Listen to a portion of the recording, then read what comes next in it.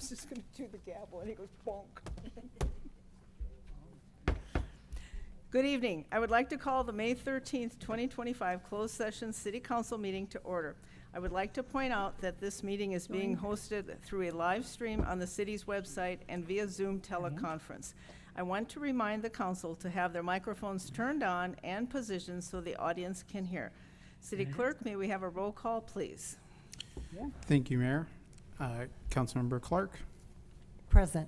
Councilmember Krupa, Present. Councilmember Lodge, Here. Councilmember Males, Here. Mayor Peterson. Here. All members are present, and before we proceed, Mayor and Council, we do have a request from Councilmember Krupa to participate remotely under the Just Cause provisions under AB 2449. Councilmember Krupa is appearing remotely due to a medical reason, which requires her participation to be remote. We also have one other item that we must enter into the record. Councilmember Krupa, can you disclose if there's anyone else in the room with you over the age of 18, and if so, your relationship with that person?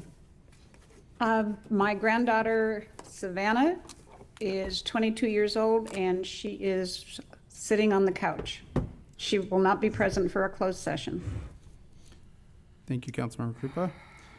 Mayor, we will need a motion and a second to approve Councilmember Krupa's request to participate remotely under the Just Cause provisions under AB 2449. Can I have a motion to approve the item? Yeah, yes. May I have a second? I'll second it. City Clerk, may we have a roll call? A roll call. Motion by Councilmember Lodge, second by Councilmember Clark. Councilmember Clark. Yes. Councilmember Lodge. Yes. Councilmember Males. Yes. Mayor Peterson. Yes. That motion passes 4-0. We will now move to public comment. At this time, members of the public may only comment on an item appearing on the closed session agenda. Please adhere to the following when addressing the council. Comments will be limited to 3 minutes or less. Comments should be directed to the council as a whole and not directed to individual council members. City Clerk, are there any registered speakers? Mayor, there are no registered speakers for closed session items.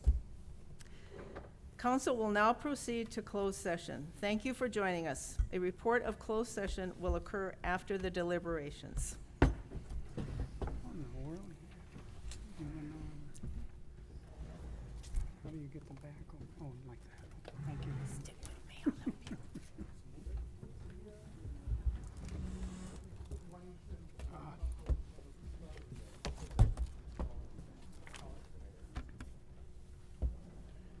No, I'm gonna like this. Ugh.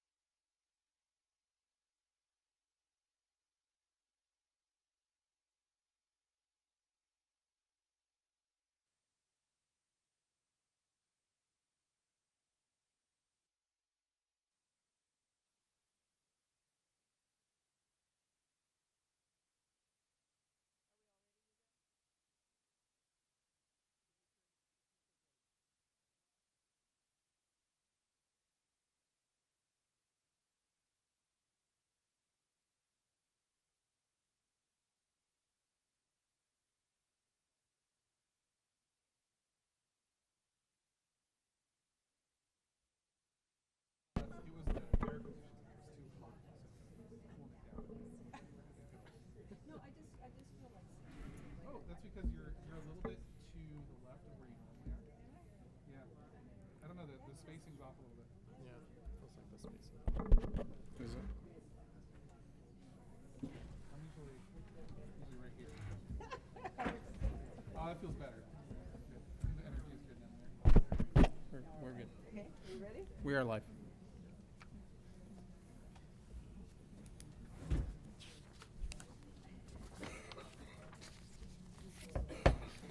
Good evening. I would like to call the May 13th, 2025 regular City Council meeting to order. I would like to point out that this meeting is being hosted through live stream on the city's website and via Zoom teleconference. I want to remind council to have their microphones turned on and positioned so the audience can hear. City Clerk, may we have a roll call, please? Thank you, Mayor. Councilmember Clark. Present. Councilmember Krupa.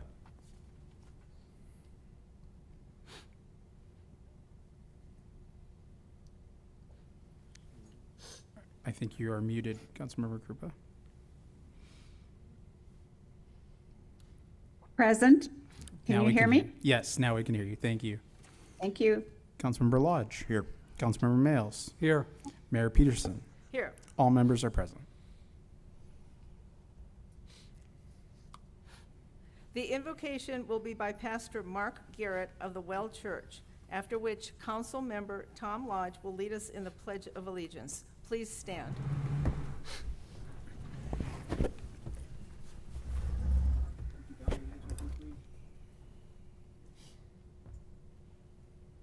Father in heaven, we ask your hand over this valley, over this meeting tonight, oh God.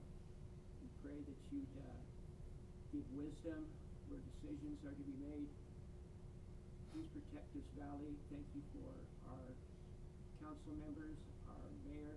Thank you for our police department and our fire department, Lord. Bless each one tonight as they guide and direct.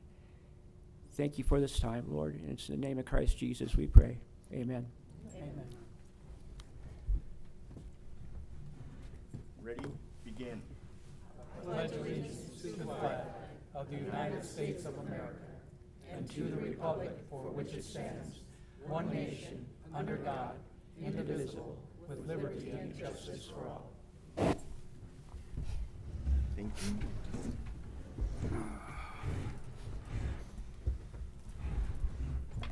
We will move to the city attorney's report from closed session. City attorney, can we get a report out? Thank you, Mayor. There's no reportable action out of tonight's closed session. Thank you. We will now move to communications from the public.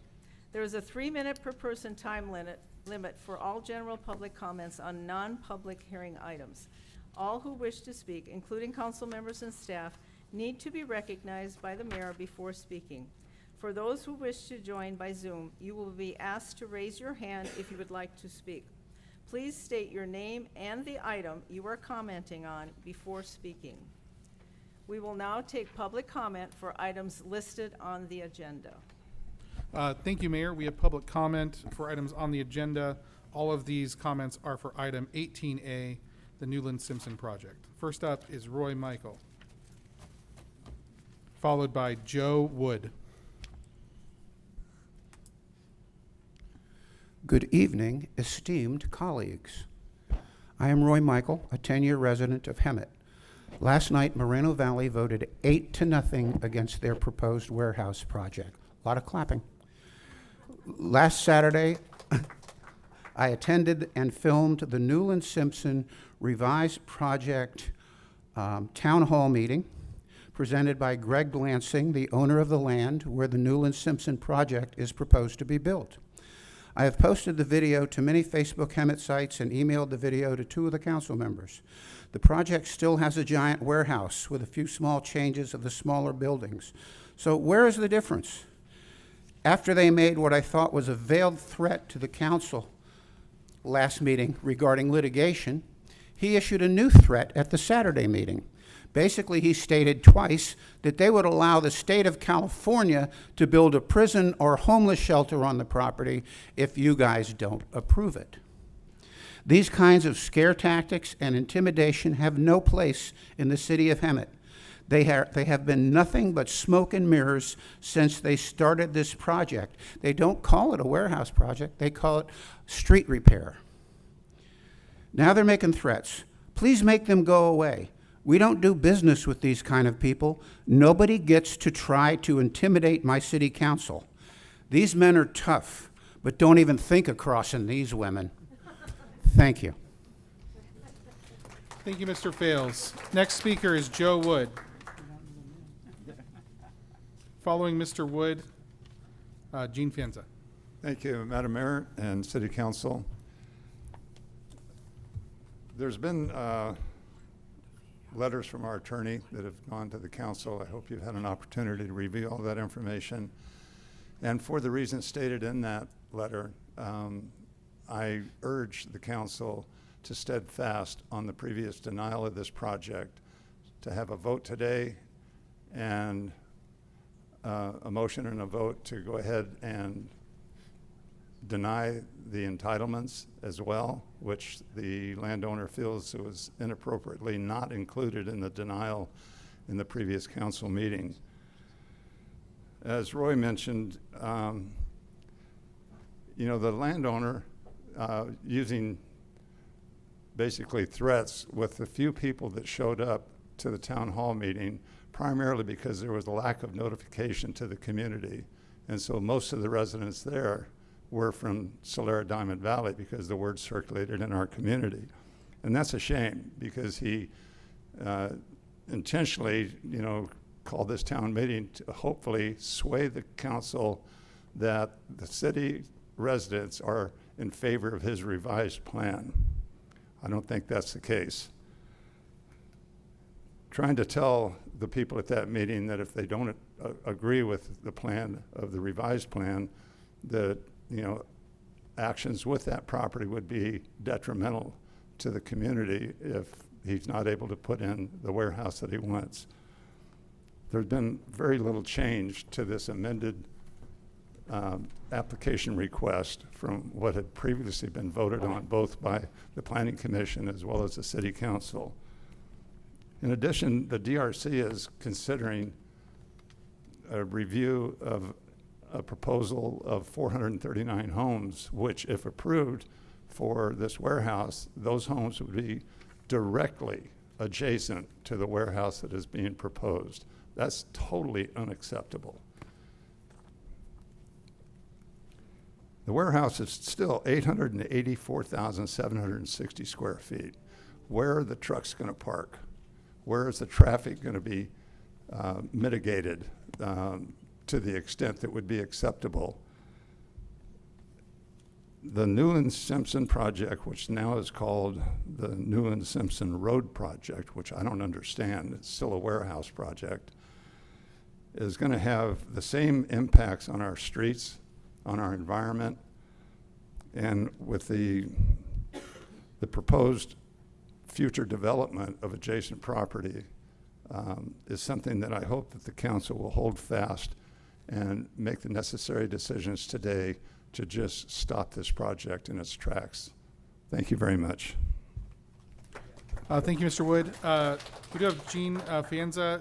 Is Donna Swanky, are you present? Thank you. James Trexler?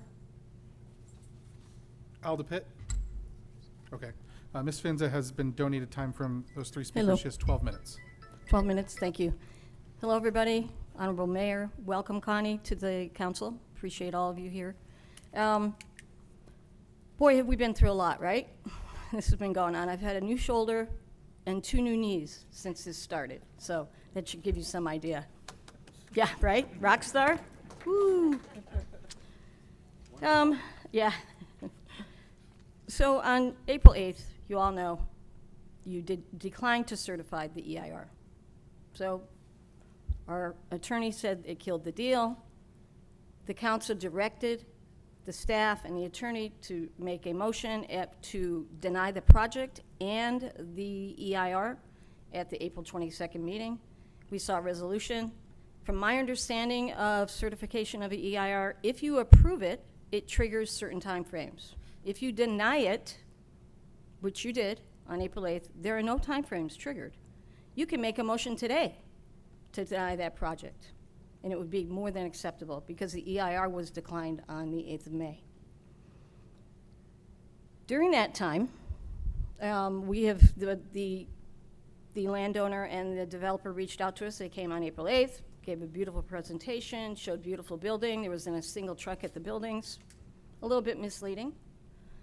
During that time after you declined it, I received a call from Greg Lansing, the landowner. He wanted us to host a town hall meeting at Solera Diamond Valley. I advised him that we're a closed clubhouse. We could not have it open to the public.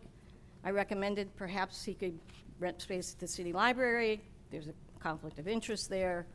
Within 1 day of that, our general manager of our HOA received an email from the administrative assistant of Mr. Lansing trying to cheat their way into our clubhouse. Wonderful character, speaks to poor character in my opinion. She was telling that our general manager of our clubhouse that she had privileges to use our clubhouse. Apparently she might, and I don't know this, might have been involved in the Pulte development when our development was created. I don't know that answer. I don't know what privileges she was asserting. She didn't have any privileges there. Our general manager approached our board director and shut them down appropriately. Then Greg apparently found space at the Golden Village RV, sent me a brochure. I posted it to the Solera Diamond Valley Facebook page so that people would know. He had told me they were going to be dropping off brochures to people at different communities. No one ever saw a brochure, except for the one I posted, which I didn't have to do. But I thought it was the right thing to do, to let people hear the landowner come and give his spiel.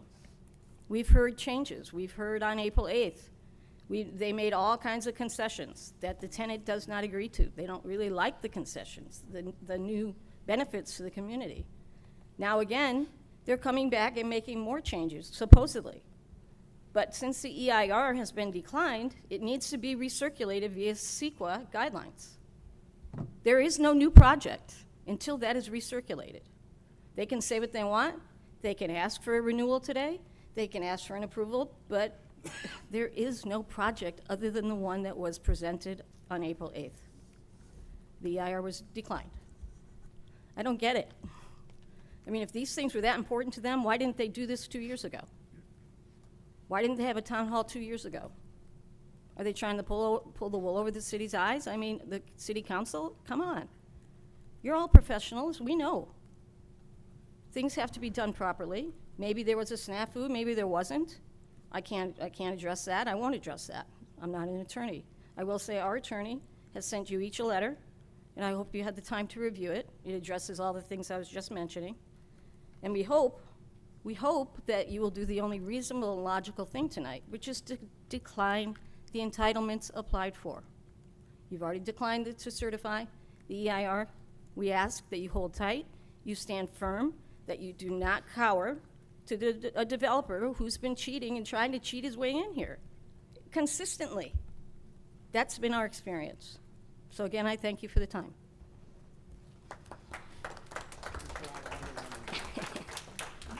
Go home now? Thank you. Next speaker is Karen Stepp, followed by last name Malone. I don't know the first name. Good evening, City Council. Thank you for giving us this opportunity to speak once again. My name is Karen Stepp, and I'm an 11-year citizen here or resident here in Hemet. I did not make the town hall last Saturday. It was a holiday weekend. Everybody was busy. I did not receive my notification or my invite to the town hall until yesterday. It arrived in my mailbox. As far as I can see from what I've heard and what I've read, nothing changes. We still are going to have the increased pollution, the increased truck traffic, the damage to our roads, the damage to our health, the jobs where I see Nuland Simpson coming up with no program to address the eventual, and I don't think it will be that far in the future, automation of these warehouses. There is no plan to train the workers to work in this high technology field. There is no plan to apprentice them. What will happen when the robots move in? Will everybody be, once again, out of a job? I was so proud of, what we all accomplished at the April 8th meeting, where we all left feeling that we had denied this project due to mostly the environmental, health, and economic concerns. At this point, I don't see that much has changed. A procedural error was made at that meeting. It was unfortunate. It can be corrected very easily by adopting the resolution tonight to continue to deny the environmental impact report and also add to that the denial of the entitlements. I don't want to repeat what everybody else has said, what we've heard time and time again, but I do want to humbly ask that you stand firm and once again, clearly, unequivocally, deny the Nuland Simpson warehouse project. Thank you. Thank you, Ms. Stepp. Kathy Caraher, followed by Janet Boyce. Thank you to the mayor and city council. Welcome to Connie, to our new team here. I would like you to know that I'm in full support of your April 8th vote of 5-0 denying this project. You have been more than generous in allowing the development team to present whatever they were willing to offer to make this an acceptable project for our city. Yet they keep coming up with a day late and an offer short. They still have not addressed the major objections that are identified in the staff report for this meeting and have mentioned by the majority of speakers at these councils, and the objections identified by the crowds in these council meetings. In my opinion, they have primarily ignored the environmental damage we will all experience with the still massive truck traffic and the lack of infrastructure to deal with the traffic, in addition to the negative image created by its location at the city's front door and the beautiful farmland destroyed. On Saturday, I was one of the large number of city residents that showed up at a town hall that I thought was going to be to the entire town. However, it turned out that every single person there was from my community and people that I had known personally. And my one concern about that was we were told that if this does not get passed, that we will probably end up with a prison or a homeless shelter because the state will force us to provide that. And that made me very uncomfortable to think that that was our option if we didn't accept this. So I ask you to vote strong. Stay where you're at. Thank you. Next speaker is Janet Boyce, followed by Paige Gosney. Good evening, Janet Boyce. I'm a resident of Solera Diamond Valley off Warren Road on the west end of Hemet. And I just wanted to make 3 key points. One, the road infrastructure is not prepared for a huge warehouse that would require at least 60 trucks per day. 2, the EIR report has not really been addressed that warns about air pollution in particular. And 3, the primary problem that I see is the location. It's one of the main entrances into the city of Hemet across a bridge that will quickly become obsolete. That's another concern. It's just a 2-way bridge. I don't know how old it is, but it's not a new bridge. You need to vote down this project. Thank you. Mr. Gosney, followed by Mr. Tom Donahue. Good evening, Madam Mayor, members of the council. Councilmember Clark, welcome to the dais. Congratulations. Thank you. Was here on April 22nd, as you'll recall. I was here on April 8th as well.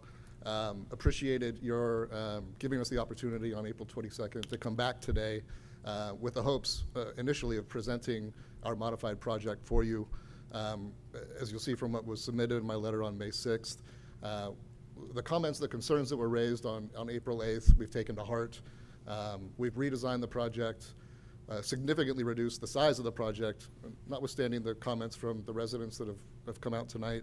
The industrial footprint has been reduced by over 40%. This is not a small, minimal, nothing change in the project. This is a significant reduction in the scope of the project, removing an almost 400,000 square foot building that would have abutted Warren Road. As you recall, the comments and the concerns that were raised on April 8th were really kind of twofold, right? It was, this is the entryway into the city. Do we really want that to be a warehouse entry where you've got industrial and industrial on both sides of Warren Bridge? And then also the impacts, right? The significant impacts that an industrial project of that size and scope would bring to the city. There were concerns from the council about that. We've addressed those twofold. We've created, reserving the parcels on the parcel 2 and parcel 3, the trailer lot to the east, parcel 2 immediately abutting Warren Road to the west, to be reserved for future commercial, retail, office development, a diversity of uses, which is exactly what the council told us that you wanted to see at that entryway. It also preserves the larger building, the 800,000 square foot building, because that's the minimum size building that Rialto Pacific needs in order to make that site viable, needs in order to bring jobs and income and infrastructure to the city that we believe the city desperately needs. And as you recall, Madam Mayor, on April 24th, Rialto Pacific was here at the library holding a job fair. We had over 1,000 local residents come out looking for jobs at the Kirby Street warehouse that's soon to come into operation.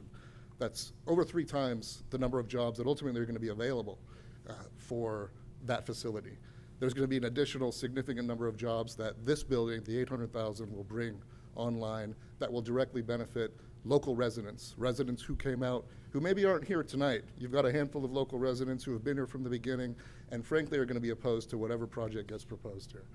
But the ones who you're not hearing, the ones who came out in force on April 24th, are also residents of the city, are residents who want to work local, who want to have high-paying jobs that aren't grocery checkers or other commercial jobs like that, high-paying jobs with upward mobility.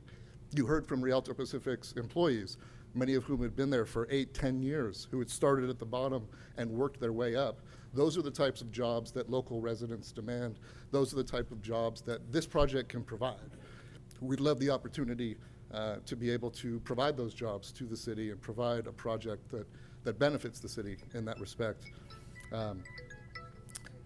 Very quickly on the resolution with respect to the EIR was proposed on the grounds, or excuse me, was suggested as the project as proposed on April 8th would not be approved by the city. Well, the proposal that we've brought back to you, the project that we've modified, is not that project. It's a 40% smaller project. And so the resolution that was prepared by staff in response to your vote on April 8th is not reflective of the project that we'd like to bring back to you at the next available council meeting, give you an opportunity to see what this smaller, significantly smaller, reduced project can do for the community, what the reduction in impacts will be, and what the benefits are that it'll provide to the city. We'd love that opportunity. We think we deserve that opportunity because you haven't taken a vote on the actual entitlements themselves, and we just would urge you to adopt staff's recommendation, set this matter for a public hearing on the 27th for a consideration of the modified project, and give us that chance to win your approval, and hope you understand that this is a project that the city deserves and we'd love to bring to you. Thank you, Mr. Gosney. Thank you. Mr. Tom Donahue, followed by Greg Lansing. Thank you for hearing me out. As Paige went a little long, I'll go a little short. Connie, welcome back. Good to see you again. As you know, from Planning Commission in December, you've heard about the project, and it has changed a lot. I brought a couple handouts just so you guys can see what the revised project looks like. It is a single building now. It is to mirror the Kirby project, and our tenant finds a lot of success in staffing that size warehouse, about 850,000 square feet, with approximately 600 to 800 jobs. So what we've found with the applications and the job fair was Kirby actually doesn't have enough jobs for what Hemet wants. We had more applicants come out than we could have imagined. So about 800 local residents in Hemet and another 250 beyond that that are in the surrounding areas, San Jacinto and such. So I will hand these out. It shows that the single warehouse now has about a 700-foot setback from Warren Road. So optically, we put an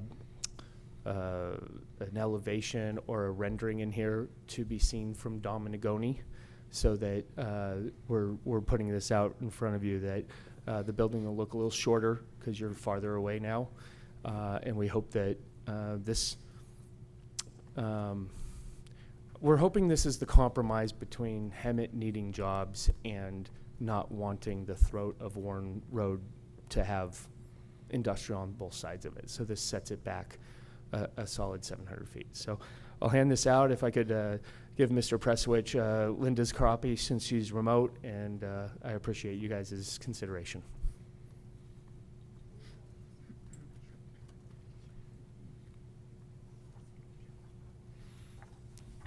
Thank you.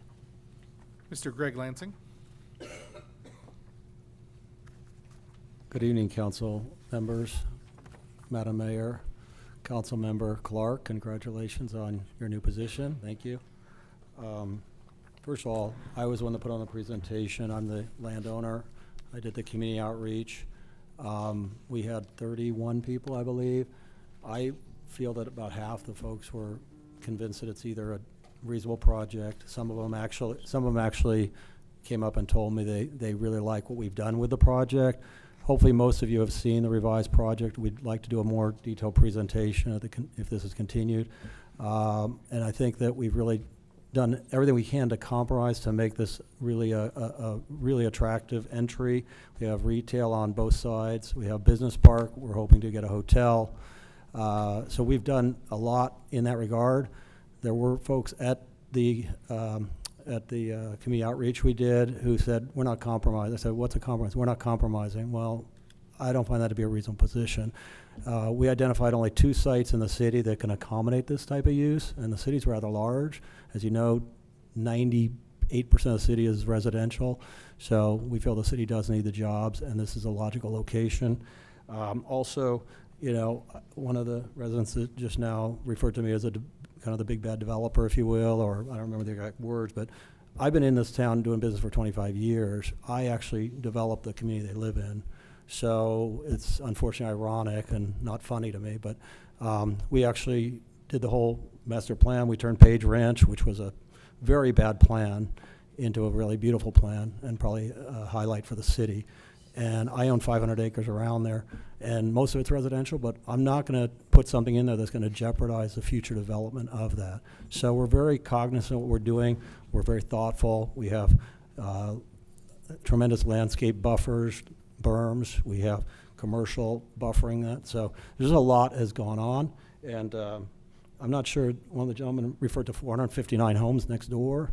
Well, I own most of the property next door, so I'm not sure what he's talking about. It's business park, and it's a mixed-use zoning. So there's nothing going to be real close to in terms of residential as far as we know. So anyhow, again, these type of projects do pay for services. Residential does not pay for services. Also, you know, business park and industrial will help provide fire and police. As we know, residential is more of a drain. Also, I want to clarify, at no point did I cause a threat to anybody. My point is, I own thousands and thousands of acres all over California and Nevada. The federal government comes to see me about once a year. The state officials come to see me at least twice a year, and they have their wish lists. And their wish lists are things that I don't want on my projects. And that was the point I was making. They need a place for homeless. Homeless have to go somewhere. And now they're spending billions on that. And they've been to us asking them to help them with solutions. Same with the state or the feds. The Fed came to me, I had a big project in San Diego years ago, and the Fed said, we're going to put a prison on your property. I said, no. And they can take it, they can do it, they override the city, the county, everybody. And fortunately, because of relationships with elected officials, we were able to thwart that. But that was a point in making that there are things that are much worse than creating 1,000 jobs for the local residents. So in any event, we're asking for the continuance and hope to see you in a couple weeks. Thank you very much. Thank you, sir. Carol Simard, followed by Diana, oh, let's see. Diana Carfano, are you here? She's giving me her time, yeah. Is she here? She's giving her time. Okay. And Grisland Turgan, are you here? Okay. 9 minutes, Mr. City Clerk.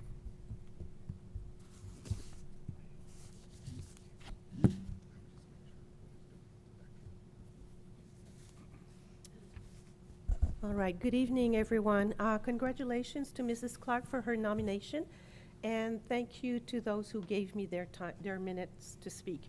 So to begin, I would like to recognize the construction workers who are in favor of this project.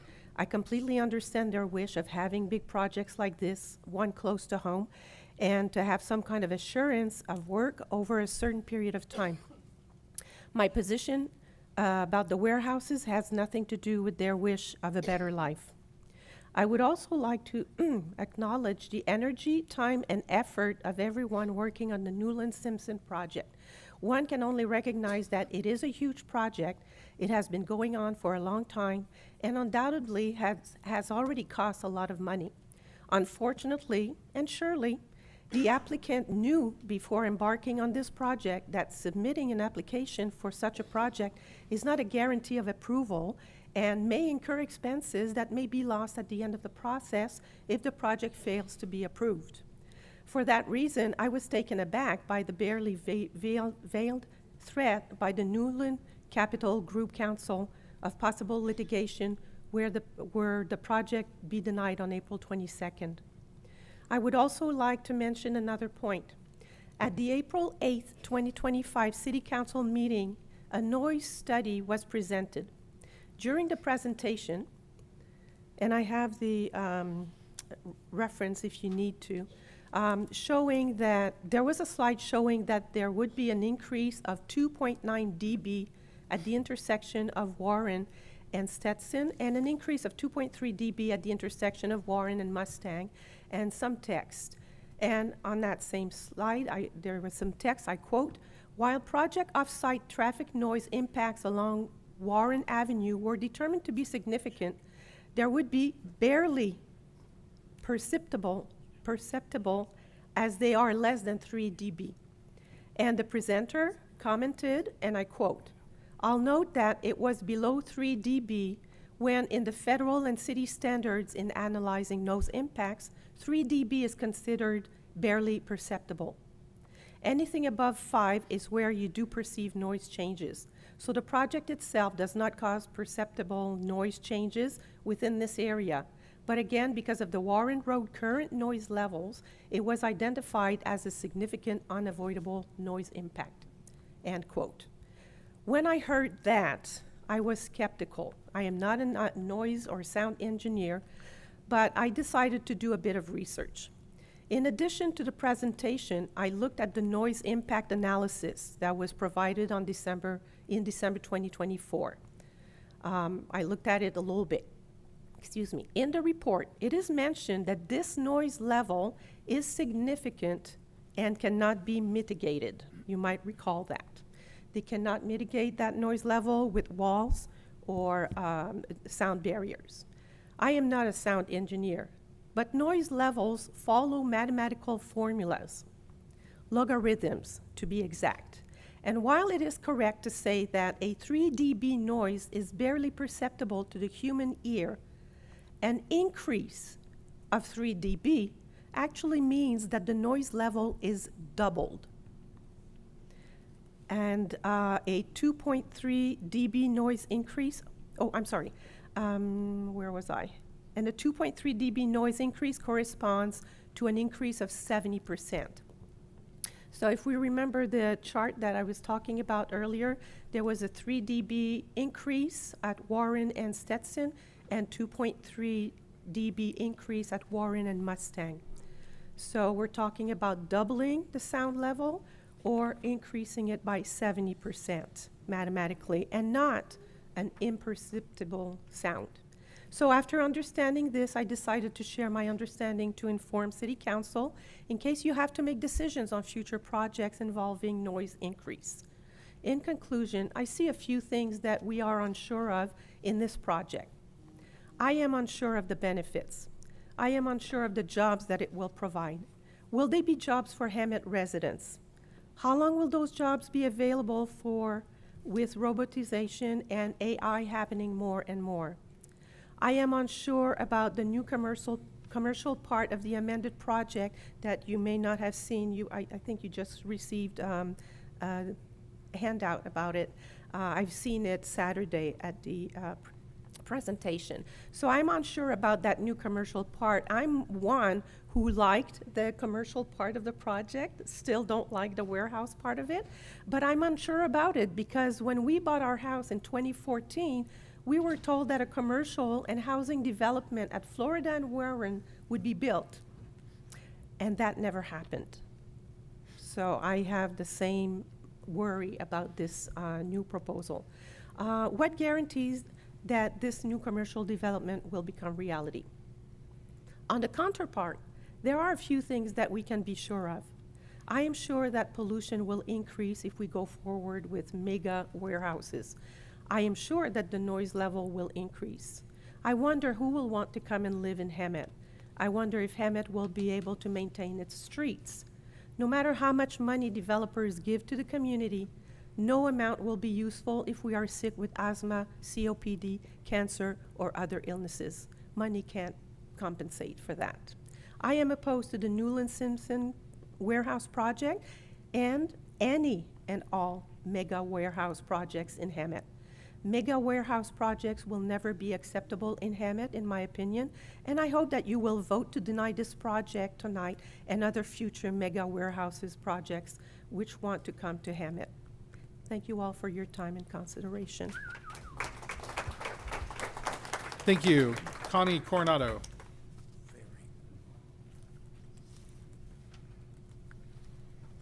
Followed by Terry Leonard. Good evening.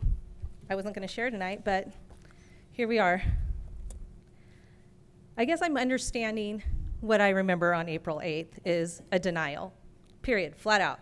Environmental impact report, all the decisions were no. So here we are back on the agenda.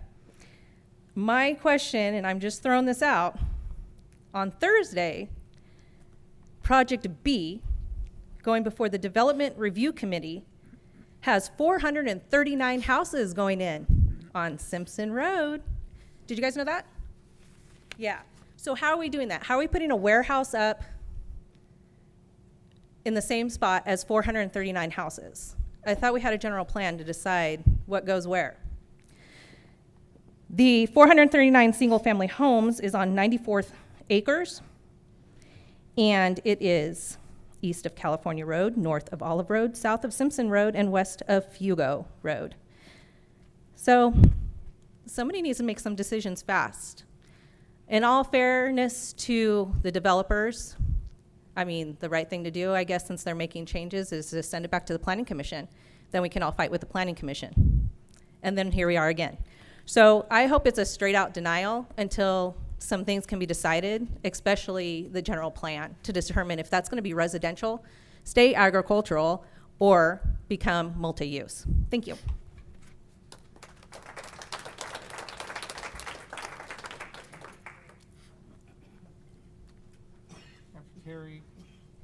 After Terry, we have Jim Lindenberger. Jim. Hi, Jim. No, I'm Terry. Okay. Jim is back there.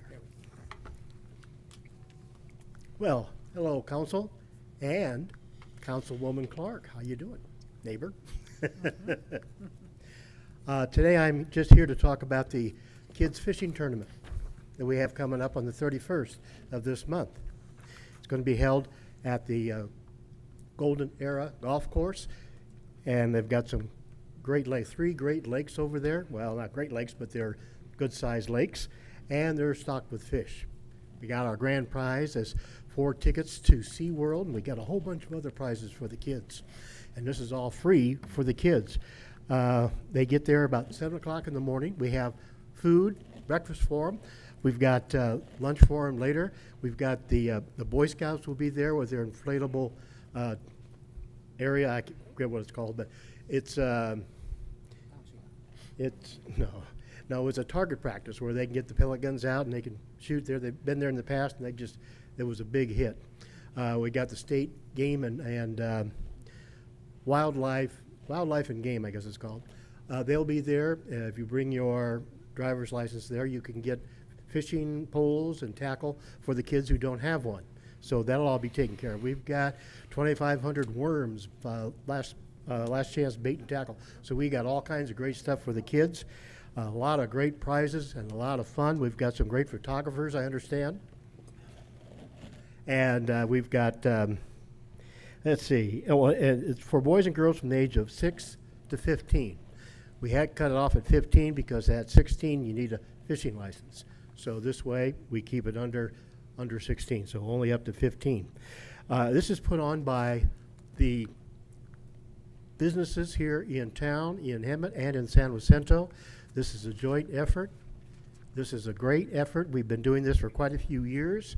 We're always looking for some volunteers on that day, so if you know of anybody that would like to volunteer, have them contact the Greater San Jacinto Valley Chamber of Commerce, because we could always use some extra volunteers. And the kids are going to have a great time. Like I say, it's all free for the kids. Thank you.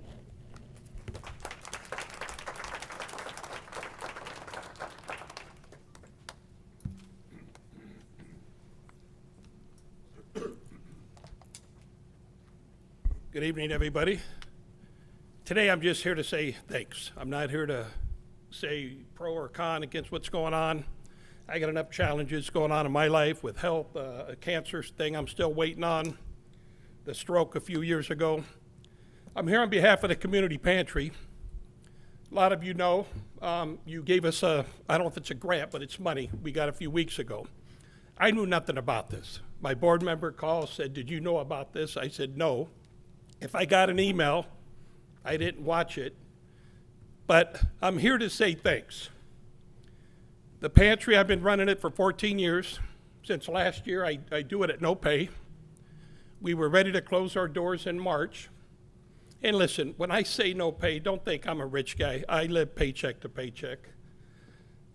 But my wife and I spoke that we can live off of our savings that was supposed to be for retirement, not a big retirement, and give up my pay and keep the pantry going. That's what we chose. Not because I'm a good person, not because she is, because regardless of what struggles I have in my life financially or health-wise, I am better off than every client that pulls up into that parking lot and has been for the last 60 years. A lot of you know this is our 60th year celebration. There's no way in hell I was going to close the doors during our 60th year. Things got ugly. In January, February, we had our meeting, and this year said it's time to close the doors. We have no money. We exhausted everything we could. We went as long as we could. But it's a reminder that I don't run the pantry. You don't run the pantry. The community doesn't run the pantry. God runs the pantry. And when I remember to put him first, things happen. Well, I'm going to be honest, I got weak. Weak from the health, week of doing this for 30-something years, that I just said, Lord, I'm time to give up. It's ready to let it go. We voted on it. It was happening. And then I get a phone call. There's $20,000 waiting for the pantry from the city of Hemet. Saboba has since given us the $10,000. We've had a few other things coming in. So right now we're looking good. I have one paid staff member, and I'm here part-time, okay? I can't give every day like I used to and all the hours. The health just doesn't allow it. I told the board if there's money that comes in to get a director, the pantry needs a new director, somebody that can take it to the next level. But because we don't have the money, I'm still here to do what I can. I have the greatest staff. I have the greatest volunteers. I'm not knocking any other nonprofits and their volunteers. But one reason how I can tell you we have the greatest volunteers is Herminia Sharp's been with me for 7 years. We were going to shut our doors back when COVID started. We went from 90 volunteers in a given month to me, Lindy, our staff member, and 2 volunteers.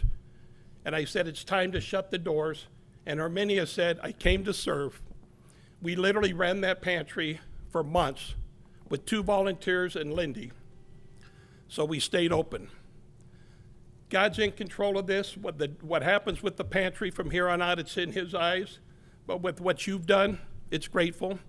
Oh, what I lost track is Herminia Sharp was voted Volunteer of the Year in District 5. Folks, there's over 200 nonprofits. We submitted her name, and it was selected, and that's an honor. Honor for her, an honor for the pantry, but also an honor for this valley. A lot of nonprofits are struggling. Some are doing better than others. We are called the community pantry for one reason, because it has been supported by the community for the last 60 years. I won't be staying for the meeting, so I'm going to say goodbye and thank you. We'll see where this thing directs, but thank you and God bless.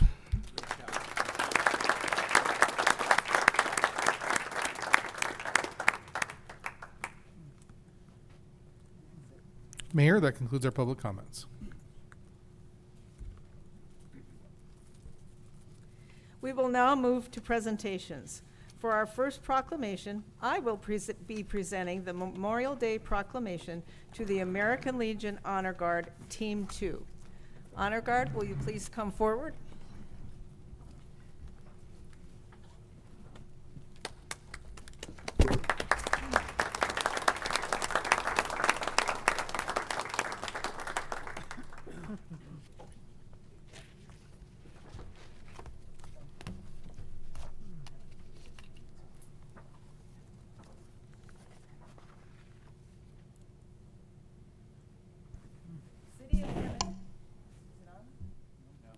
I didn't think so.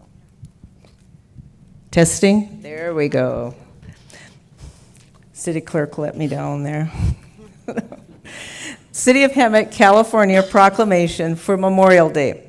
Whereas on Memorial Day, we join the nation in paying our respects to the courageous souls who give their lives to defend our democracy and way of life. We treasure them as our friends, family, and ancestors, and the roots of this observation run deep in our country's history, beginning as Decoration Day shortly after the end of the Civil War. In 1971, federal law formally established the last Monday in May as Memorial Day, commemorating all Americans who fought and died in our nation's wars.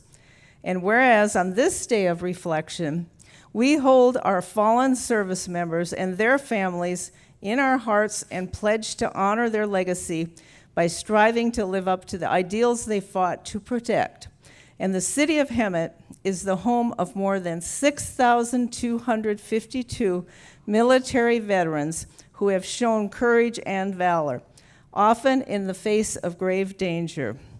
And whereas the city reflects upon the enormous contributions to our country of our fallen warriors, we also pay tribute to the next generation of the City of Hemet citizens who have chosen to serve the United States Armed Forces, as they are committed to sustaining a legacy of unyielding patriotism.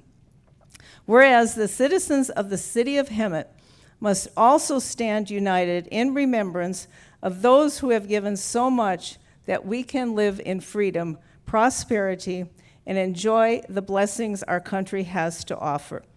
Now, therefore, I, Jackie Peterson, Mayor of the City of Hemet, along with the Hemet City Council, hereby proclaim the day of May 26, 2025 as Memorial Day, and encourage all residents to heartily thank our fallen and those within our community who have worked so hard for so many years to ensure their sacrifice was never forgotten.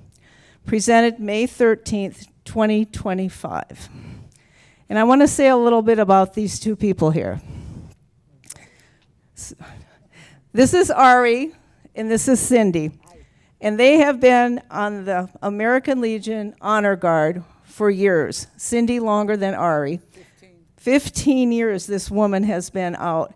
And they go out to the cemetery, and they are there all day long, sometimes in 100 degrees or more.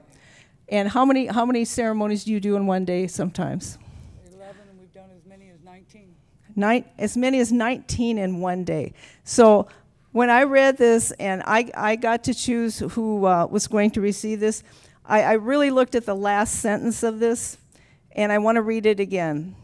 We encourage all residents to heartily thank our fallen and those within our community who have worked so hard for so many years to ensure their sacrifice was never forgotten. And that's what these people do. The Honor Guard for the American Legion has dedicated their time and energy for so many years for our fallen veterans. And I thank you. And Team 2 is the oldest team at the Riverside National Cemetery. That's us. Go ahead, say something.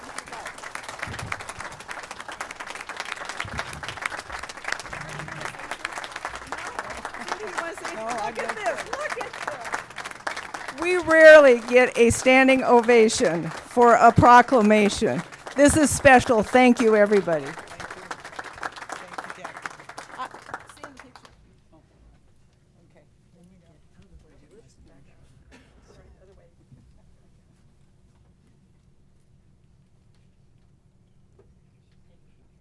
Thank you guys for all you do.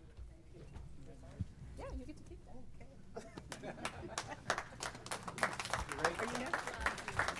Great job.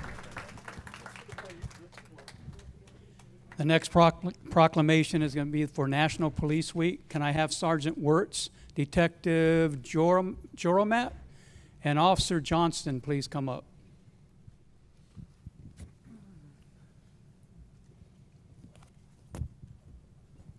How you doing, sir? Good to see you. Hey, how you doing? Good, sir. Hey, how you doing?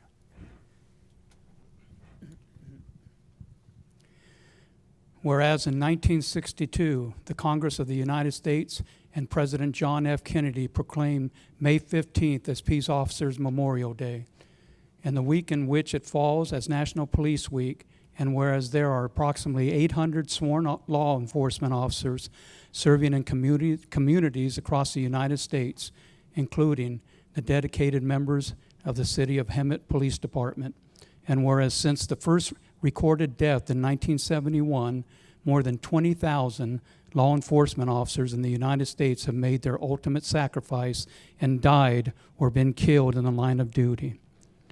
And whereas the members of the whereas the members of the City of Hemet Police Department play an essential role in safeguarding the rights and freedoms of the citizens of the City of Hemet, and whereas it is essential that all citizens know and understand the problems, duties, and responsibilities of the law enforcement agencies, that members of the City of Hemet recognize their duties to serve the people by safeguarding life and property, by protecting them against violence or disorder, and by protecting the innocent against deception and the weak against oppression and intimidation.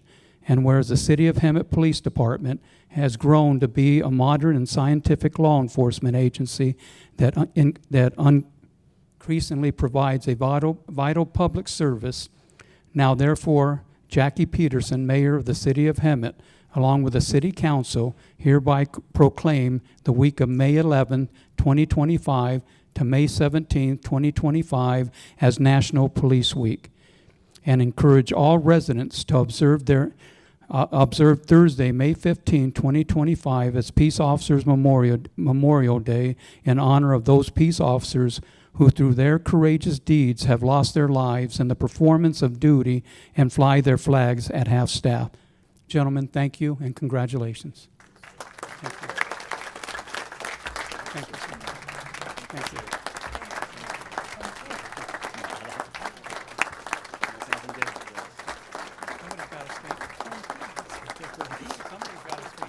Oh, come on.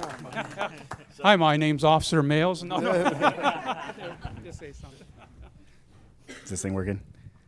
Hi, everybody. I'm Dylan Wirtz. I grew up in this community, and I've seen the support years and years. I've been with the department for 10 years, and I want to say we really appreciate you all. Thank you very much.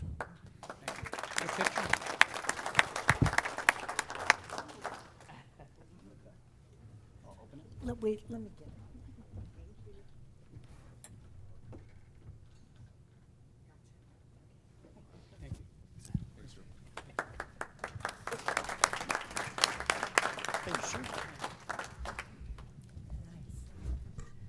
For our final proclamation, Councilmember Lodge will be presenting the National Public Works Week proclamation to Public Works Operations Manager Greg Holyoke. And Noah, do you want to join him? Please, please, please. And Jolene? Jolene, come on. You're all part of this.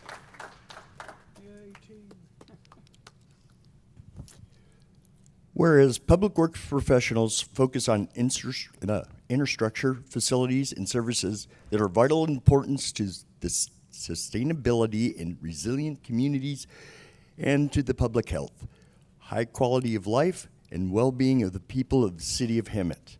And whereas these infrastructures, facilities, and services could not be provided without dedicated efforts of public works professionals and engineers, managers, and employees of all levels of government and private sector, who are responsible for rebuilding, improving, and protecting our nation's transportation, water supply, water treatment, solid waste systems, public buildings, and other structures and facilities essential for our citizens.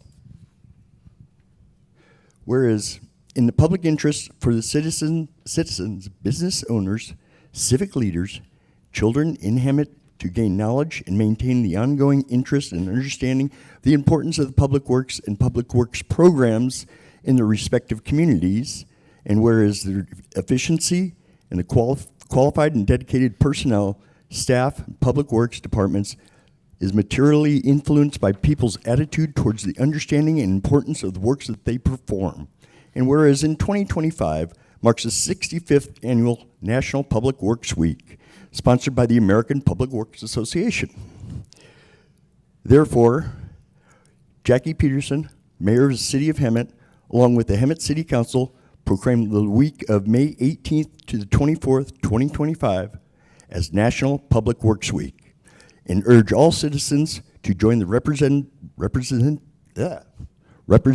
of the American Public Works Association, government agencies in the activities, events, and ceremonies designed to pay tribute to our public works professionals, engineers, managers, and employees, recognize the substantial contributions they make in protecting our national health, safety, and quality of life.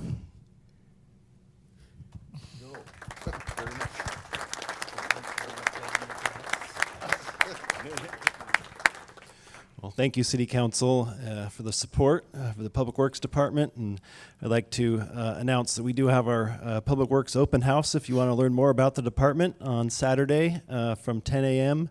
to 1 p.m. And that's this Saturday, May 17th. Hope to see you there. Yes, and it also does, Jim that was just here speaking, it also supports the pantry. We're going to be having some raffles. We've got some great demonstrations, and it's going to be a fun time for families. So hope to see some people there. It is the Courtyard, and that's at 3777 Industrial Avenue over at, just off Sanderson and Costin. So.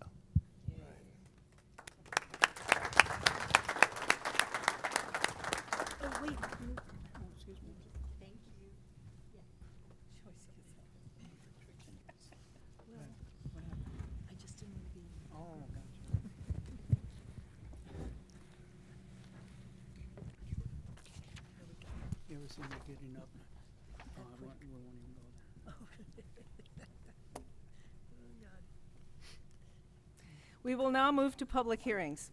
The City Council's procedures for public hearing will be as follows. Staff will provide a report and clarification of items presented. The public hearing will be open for comments for those in favor or in opposition to the item, followed by rebuttal to any comments made. The public hearing will be closed, and the city manager may respond to any questions raised by the public. The public will not have an opportunity to respond. Discussion will be brought back to the city council for direction or action. Can we get a report from staff on item 15A? Thank you, Mayor. Just one moment while the presentation comes up. I want to thank the community for being out this evening, Mayor Peterson, councilors, and city staff. Emery Papp, Deputy Director of Community Development, presenting for staff.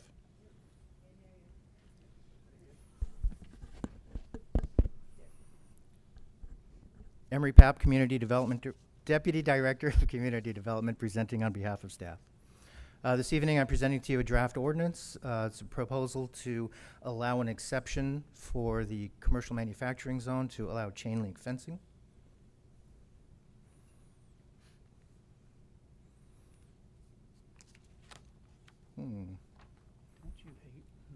There we go.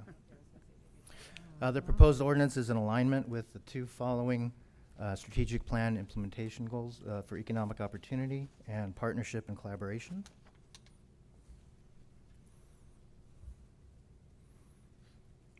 Sorry, I'm having a hard time getting this to advance.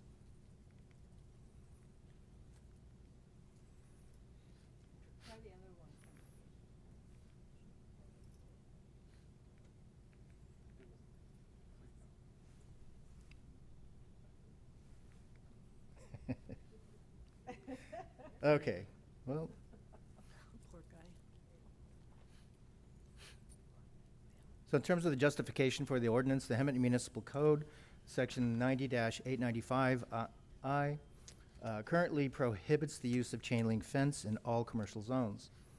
The proposed amendment to the ordinance would allow for an exception to properties located within the commercial manufacturing zone only, and only if, or because the justification for this is because there's been rising costs due to theft and vandalism on these properties. We've been asked to consider lower cost alternatives for fencing materials for large lots, and also to allow high quality chain link fencing, which is identified or defined in the proposed ordinance as either vinyl coated or powder coated, along with other decorative elements. Hemet Municipal Code Section 90-895 IC currently we already went through that one. On April 15th of this year, the proposed ordinance went to the Planning Commission. The Planning Commission reviewed the ordinance. They had some concerns and some questions, but ultimately voted unanimously to recommend approval of the proposed ordinance, subject to the addition of two other policies, if you will. That privacy cloth or shade cloth should not be considered as a decorative enhancement or to be used as screening material for any purpose other than temporary construction fencing, and that wood, plastic, or other types of slat materials not be used if it's visible from the public right-of-way. The proposed zoning ordinance amendment would add a new Hemet Municipal Code subsection I-6, which would allow for the following that's included in your staff report, including the two items highlighted in yellow below that were recommended for inclusion by the Planning Commission. The areas that would be affected by the proposed ordinance are outlined on the map in a dark black cloud area. There's 4 basic areas of the city. The properties identified with the darker brick red colored are in the commercial manufacturing zone. All of these properties would be eligible for the proposed chain link fencing if approved by the council. The required findings for the proposed ordinance are that the zoning ordinance amendment is in conformance with the latest adopted version of the general plan, and that the zoning ordinance amendment would protect the public health, safety, and welfare. The findings of fact in support of these findings can be found in the Planning Commission staff report attached to your City Council report. The California Environmental Quality Act determines that projects like this, which would not have any significant effect on the environment, are exempt from review under CEQA, under what's called the general or the common sense rule, that this is a policy and not building it's not building anything that's a permanent structure, and therefore does not require additional review.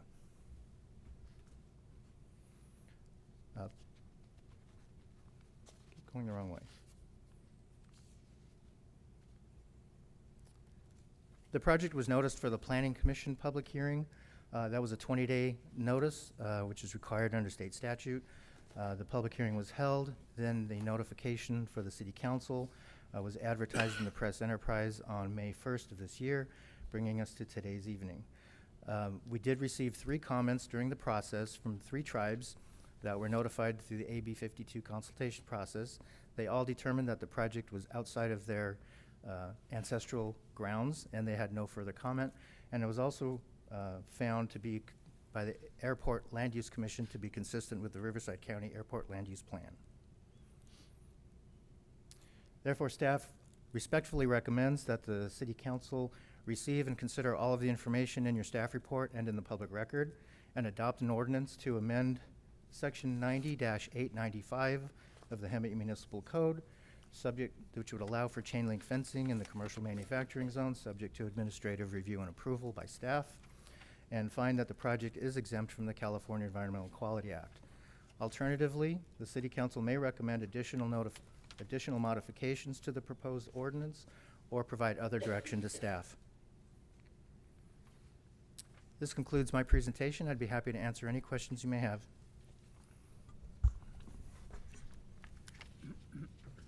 Thank you for the presentation. I will now open the public hearing. City Clerk, are there any registered speakers? Mayor, there are no registered speakers. However, since we do have a council member participating remotely, I'm going to call out to the Zoom participants. If there's anyone who would like to speak on this public hearing item, now is the time to raise your hand, and we will give you just a few brief moments.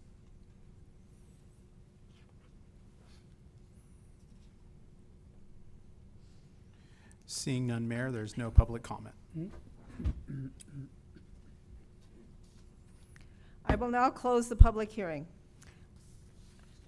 I will bring the discussion back for the City Council deliberations. Council, do you have any comments or questions? A couple questions. Who will be responsible for ensuring ongoing maintenance of these fences to prevent rust, damage, or visual decline over time? And will the city inspect these fences regularly or only respond to complaints? Excellent questions, council member.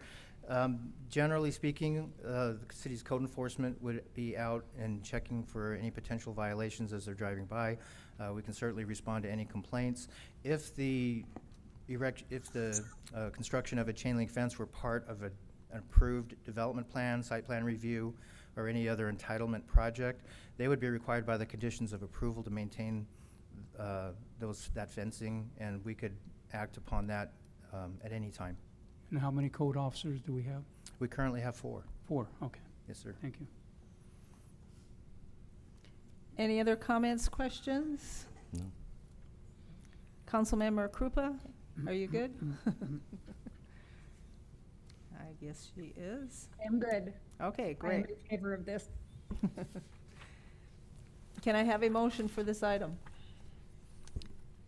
I respectfully recommend that the City Council receive and consider the staff report and attached documentation to the proposed zoning ordinance 2025-002 and adopt an ordinance to amend section 90-895 of chapter 90 zoning of the municipal code by adding subsection I-6, allowing high-quality chain link fencing in the commercial manufacturing CM zone, subject to administrative review and approval. I'll second. City Clerk, may we have a roll call? I have a motion by Councilmember Clark, second by Councilmember Males. We're going to do a roll call. Councilmember Clark. Yes. Councilmember Krupa. Yes. Councilmember Lodge. Yes. Councilmember Males. Yes. Mayor Peterson. Yes. That motion passes 5-0.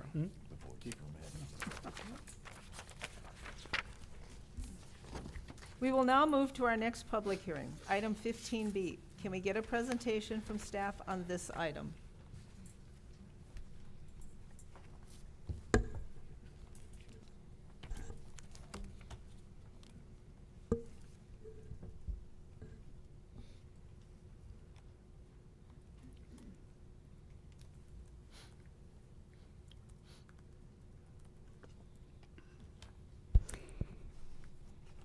Thank you, Mayor, members of the City Council, and the community. Monique Alanis-Flater, Community Development Director. This evening's public hearing is for digital outdoor advertising display signs with relocation and net reduction agreement.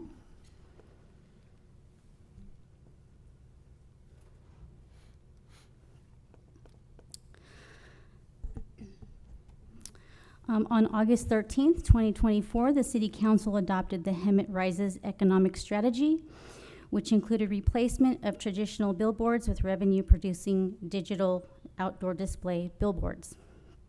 The city currently prohibits the construction of new outdoor advertising displays, commonly known as billboards, in all zones in the city. There are currently 12 static outdoor advertising displays located along the Florida Avenue corridor that are considered legal nonconforming.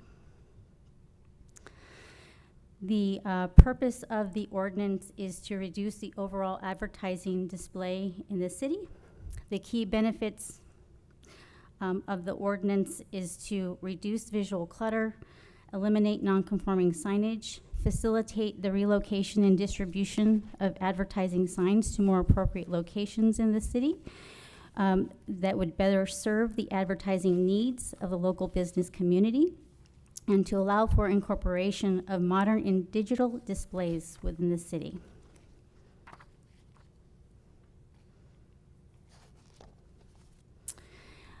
At a workshop held on December 17th, 2024, as well as a duly noticed public hearing held on April 15th, 2025, the Planning Commission was presented with various opportunities.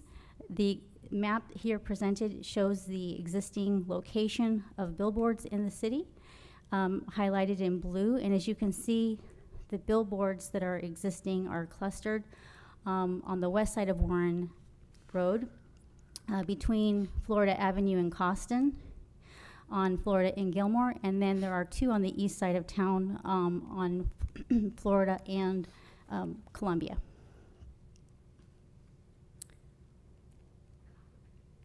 I'm just going to walk you through briefly and quickly through the properties that are that have billboards on it, in case members of the community are curious on where are those locations in the city. This is along the west side of town. This is the locations here, northeast corner of Florida Avenue and California.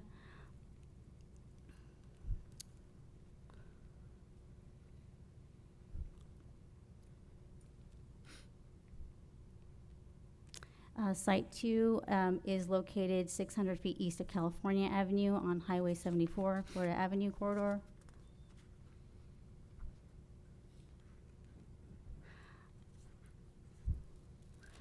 This one is located 1300 east of California Avenue on Highway 74.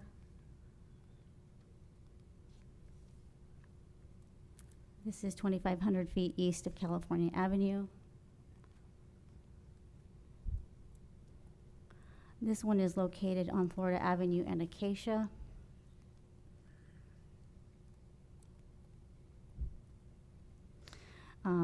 This one is located on Florida Avenue as well on and Acacia.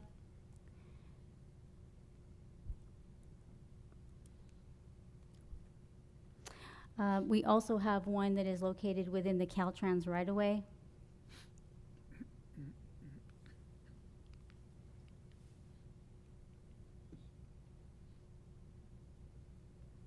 This is located on the north side of Florida Avenue and Costin. So now we're going to the east side of town. This is located west of Columbia Avenue on Florida Avenue.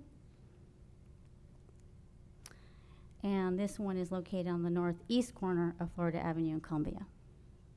We did identify two properties that are held privately on commercial properties. This property is located at Gilmore and Florida. It's privately held billboard, as well as one located on Florida Avenue in Costin, which is also privately held. We identified 12 non-conforming billboards 10 of the 12 are owned by, or operated by Lamar.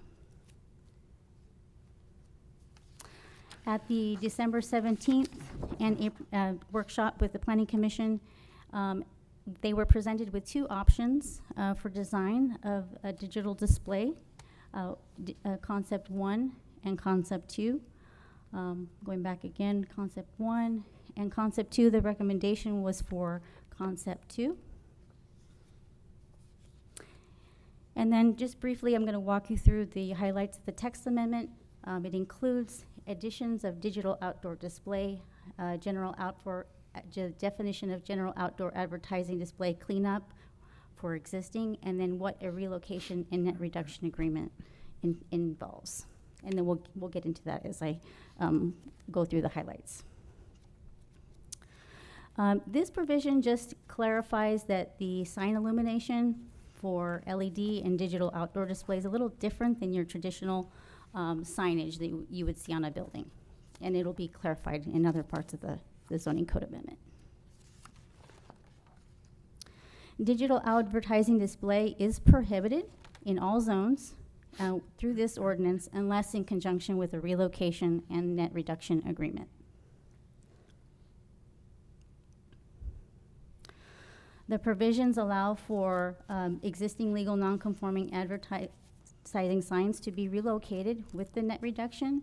The existing signs must be removed prior to erecting a new digital outdoor display in the relocated area, as well as at the discretion of the billboard owner's operator's discretion. The added sections include the purpose, authority, and describing the net reduction agreement is between the city and the outdoor display operator. Eligibility criteria is also included in this ordinance. That would require the relocation area to be on city property or city-owned right-of-way. A photometric study, light analysis would be required. State-of-the-art light blocking technology. A maximum of 30 feet in height with a total of 240 square feet per panel, with an underside clearance of 10 feet, as well as aesthetic design, ADA compliance, and in compliance with federal, state, and local laws. And finally, the relocation and net reduction agreement. It must be approved by the City Council, subject to findings outlined in the zoning ordinance. At the April 15th, 2025 Planning Commission meeting, they recommended some augmentations to the zoning code text amendment, which would include a provision to consider compensation for property owners who would lose their source of revenue once their static billboard was removed or through a profit sharing agreement. That a determined ratio for the number of digital outdoor advertising display signs be included, for example, 1:3 or 1:4 ratio. And that the digital outdoor display signs be limited to Florida Avenue only. And when the billboards are removed completely, that the ordinance would become null and void. The zoning code text amendment is exempt from the California Environmental Quality Act, section 15061B3 of the CEQA guidelines. A notification of the public hearing was published in the Press Enterprise on May 1st, 2025. And as recommended by the Planning Commission, a notice was mailed out on May 1st, 2025 to all property owners who currently have a static billboard on their property. To date, staff received correspondence from Robert Brawl, who is the property owner located at the southeast corner of Florida Avenue and Gilmore Street. Correspondence was provided to you through our clerk's office. There may be additional correspondence that we received later on since the staff report was prepared. We also received 3 comments or correspondence from 3 Native American tribes indicating they are not affected by the proposed zoning code amendment and have no comment, as well as a letter of approval from the Airport Land Use Commission, finding that the text amendment to be in compliance with our airport land use plan.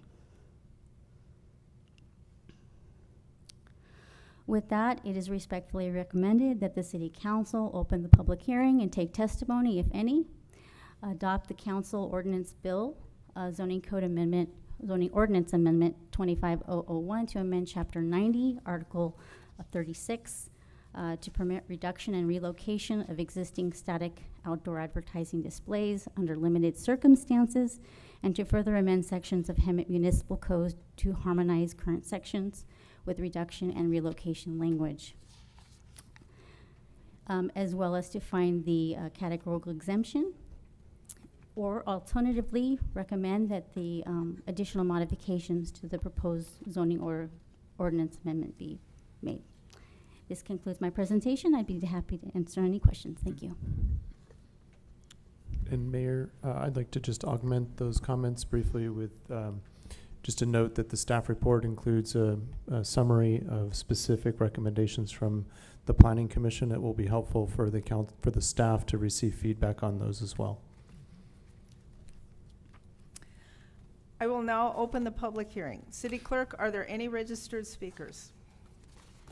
Thank you, Mayor. And because we do have a Zoom in operations, I'm going to call out to the Zoom callers. If there's anyone that would wish to speak on this item, now is your time to speak, and we'll give you a few brief moments to raise your hand.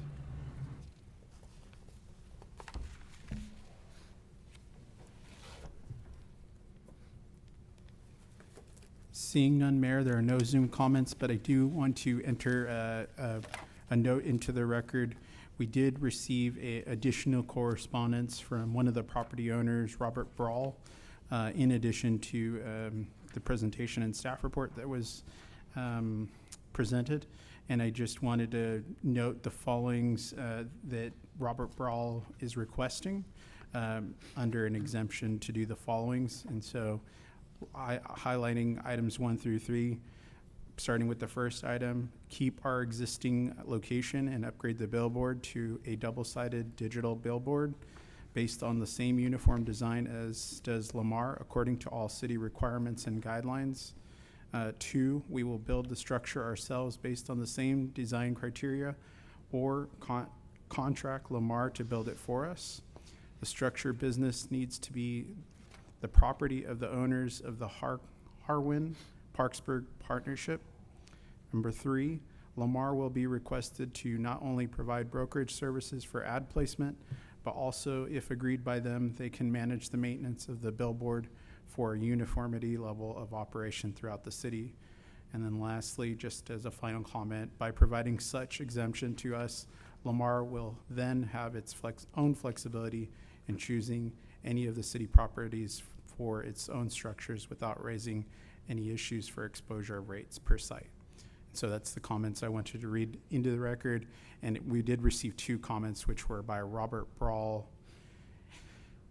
and Minerva Saldivar, which was echoing Robert Brawl's comments. And those are the comments that should be read into the record, Mayor. Thank you, City Clerk. I will now close the public hearing. I will now bring this discussion back for City Council deliberations. Council, do you have any comments or questions? I do, yeah. Just real quickly, it was Florida Avenue only, if I remember. So the Planning Commission was presented with some options, and I might have missed out in the staff in the presentation. When initially presented, there were relocation proposal would include Florida Avenue, Costin, as well as Sanderson and Domenigoni Parkway. And I think it may be helpful to augment those comments as well. When the staff first met with Lamar, we were seeking opportunities to capture traffic that was traveling on different corridors within the city. So we were looking for east-west corridors like Domenigoni in Florida, but also looking at Sanderson and Sanderson and Warren Road for potential city-owned property where this could be sited. And so Warren Road was one of the early options as well, because we have the gun range in the vicinity of Warren Road at Esplanade. And so at the moment, Lamar didn't think that Warren Road warranted a sign given the volume of traffic. And so it was narrowed down to the Dominigoni Sanderson corner, as well as the Acacia Florida corner. That's all I got. I have a question. Is Lamar our only option for this? Well, Lamar owns 10 of the 12 billboards, and so they're the logical partner to work with. They also have a strong presence within the region. And so when they seek advertisers, there's an opportunity for businesses in the valley to not only advertise on any prospective Hemet billboards, but also regional billboards. And these billboards are going on city property? They would be placed on city property unless there was some alternative, as suggested by Mr. Brawl. And what's the percentage that we're making and they're making? Could you address those? So the net, so it would come back to the city council with an agreement, and those terms would be included. Well, what's the in negotiating price now that they're Then- talking about? Did anybody come up with any numbers? 50%, 50%, 60, 40? I don't have that information at this time. I'm not sure if Lamar is here this evening to discuss that, but I don't have that information. Because if it's city property, we should be getting a higher percentage. It's our property. They're actually coming to us and putting their signs on our property. So I'm just stating that we should get a no? Somebody's shaking his head no back there. Why not? I would just imagine if it's our property, we should get a higher percentage. There's a base fee, and I don't have the numbers in front of me, but there's a base fee and there's a percentage of the revenue sales. So the advertising revenues are split with the city, and I believe the percentage is 25% of this to the city with a minimum base rent. So they rent our, We receive revenue, a minimum figure, and then we earn money on the upside as the advertising on the advertising is sold. too. So Yes. we have two sources of income coming in. We have a base amount, and then as the advertising is sold, we receive a percentage of that. Okay. Should we create an ad hoc or something to see if we can add more streets? We have Dominigoni and Sanderson. We have Dominigoni and State that would be ideal for signs, and we also have property on both of these sites. I think an ad hoc could be very helpful at walking through some of the recommendations from the Planning Commission, because there are several, and we now have some other ideas that have been introduced by Mr. Brawl. In terms of locations, I do think there's going to be a limit on how many make sense to Lamar. And we also will need your feedback on how many is too many, right? So there's probably a limit to how many. And I think that universe is probably 2 or 3 at the moment. And so I'm not sure we can get to 3, but we were initially contemplating 3 or 4 potential locations. And as they studied those corridors, looked at the traffic counts, that was narrowed down just due to the traffic volumes on those corridors. Okay, thank you. Thank you. So at the Planning Commission, I said this back then. January 1965, Lady Bird Johnson created the Highway Beautification Project. This was in response to the automobile and how it carried us farther and in locations that normally would not have signs and et cetera, and things were starting to show up. So the president made a declaration, and that's where this highway beautification, it was only for federal highways though. So in that spirit, we as the Planning Commission had a problem with a ratio. Lamar had mentioned that they have some longer, better earning ones that they wanted to keep. But my feeling is if we're pulling these non-conforming signs down, that we have an even number and we need to be pulling half down for the one and then the other ones be pulled down for the second. I personally don't like the Dominigoni, but I really like the Warren, especially since a lot of people use that to transfer over and get onto the Sanderson or any of those corridors, et cetera. To get up to Lamb's Canyon, and, you know, that's a new thoroughfare. But that was our thinking. We did not have a ratio. We did not know what the proposal was. We just knew that if these have to come down, what is that ratio? And that really, really was, I think an ad hoc committee would definitely help us with that. Well, aren't we looking at basically 4-to-1 or 3-to-1 right off the bat? I think it's 3-to-1 right off the bat. The Planning Commission recommended that the City Council select a ratio. I do think that a minimum of 3-to-1 can be achieved. And in some respects, it's part of a deal structure that we can negotiate with Lamar. I did look up the actual numbers that were part of a draft agreement with Lamar that could be brought back later. And in that draft agreement, there are a couple of options. It says Lamar shall pay to the city annual rent equal to the greater of $30,000 on double-sided digital relocated billboards, or $20,000 on single-sided digital static relocated boards, or 25% of the gross advertising revenue generated by the relocated billboards, or really some combination thereof. So these are points of negotiation that can be tied to the number of billboards and the location of the billboards. Are there only 2 that are on private property now then? Most of them are on private property. There's one within the Caltrans right away. The Okay, because existing. you said something about 10 of 12. 10 of the 12 are owned and operated by Lamar, but they are on private property. They have a lease agreement with the property owner to have their billboard on private property. Those 10 people would be affected then? There are a total of 12, so 10 that have Lamar that could be potentially affected. Okay. So we are trying to bring more tourism to Hemet, and we're trying to let people know what we have going on in the city.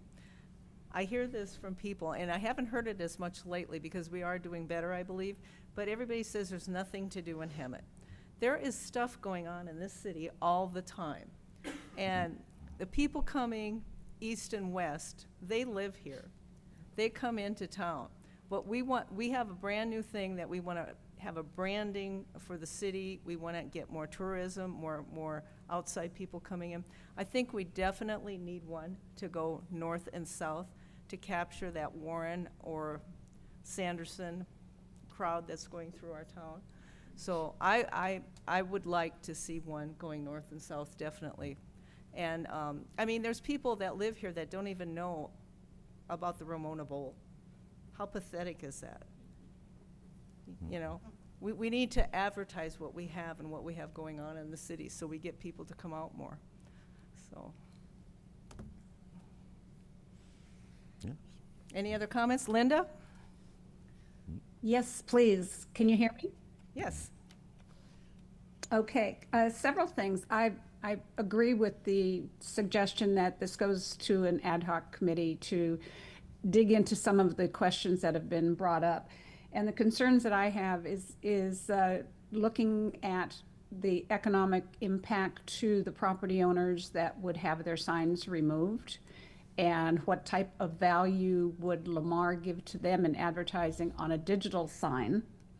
Also, the location of the digital signs, because quite frankly, along with that, if we have traffic counts that coming on the Dominagoni and going on Warren Road, Sanderson, and even State Street, and the traffic on Florida Avenue, I think those are all imperative to make really an informed decision.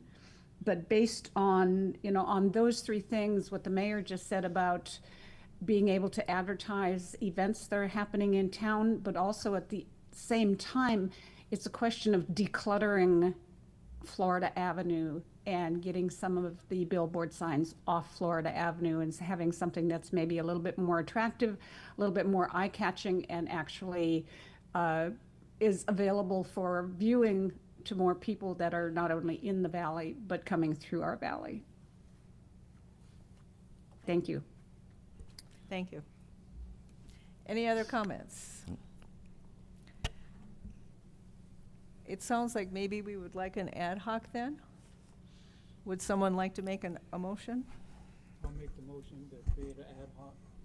Joe, you got to turn on your mic. I'm sorry. I'll make that motion to create an ad hoc. I'll second it. City Clerk, may we have a roll call?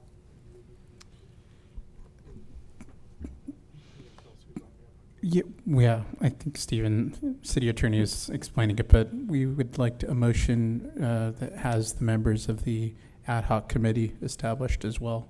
So maybe the motion maker could propose, or among the dais, you can propose who would like to be on the ad hoc. Who would like to be on the ad hoc? May I say something? Yes. Since most of these signs are in Councilmember Clark and Mayor Peterson's territory, maybe they should be the two that are on the ad hoc committee. I agree. Okay. Okay, so you said myself and who else? Connie. Connie. And Councilmember Clark. Okay. I'm for that if you want to make that motion that we be on that. Yeah. I make the motion that you, Mayor, and Connie Clark be on the ad hoc committee. Do I have a second? I'll second. I have a motion by Councilmember Clark, second by Councilmember Males, to form an ad hoc committee consisting of Councilmember. That was Lodge, not Clark. Oh, excuse me. I'm sorry. Lodge to select Mayor Peterson and Councilmember Clark, forming the ad hoc committee. I'll do a roll call. Councilmember Clark, Yes. Councilmember Krupa, Yes. Councilmember Lodge, Yes. Councilmember Males, Yes. Mayor Peterson. Yes. That motion passes 5-0. We will now move to receive and file. We will begin with a presentation from staff on 16A for the annual comprehensive financial report.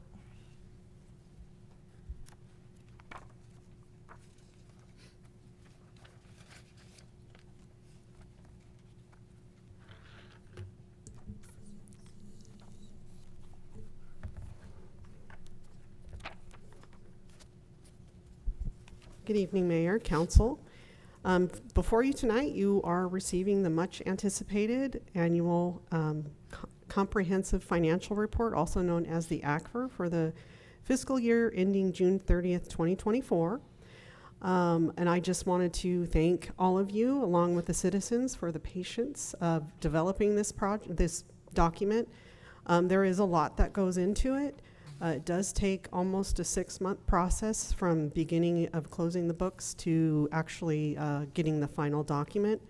So there is a lot that goes into it, and we did have some challenges in getting it completed, but it is done and it's filed. And tonight I do have our auditor from VLF. His name is Brent Van Lant. He's going to give us a presentation of an overview of what the audit entails, and his independent audit, as well as what an opinion is, and a high-level overview of the audit itself. And I'd like to also thank him very much for all of the support he's given myself and our finance staff, who's worked very hard to get this document completed. So thank you.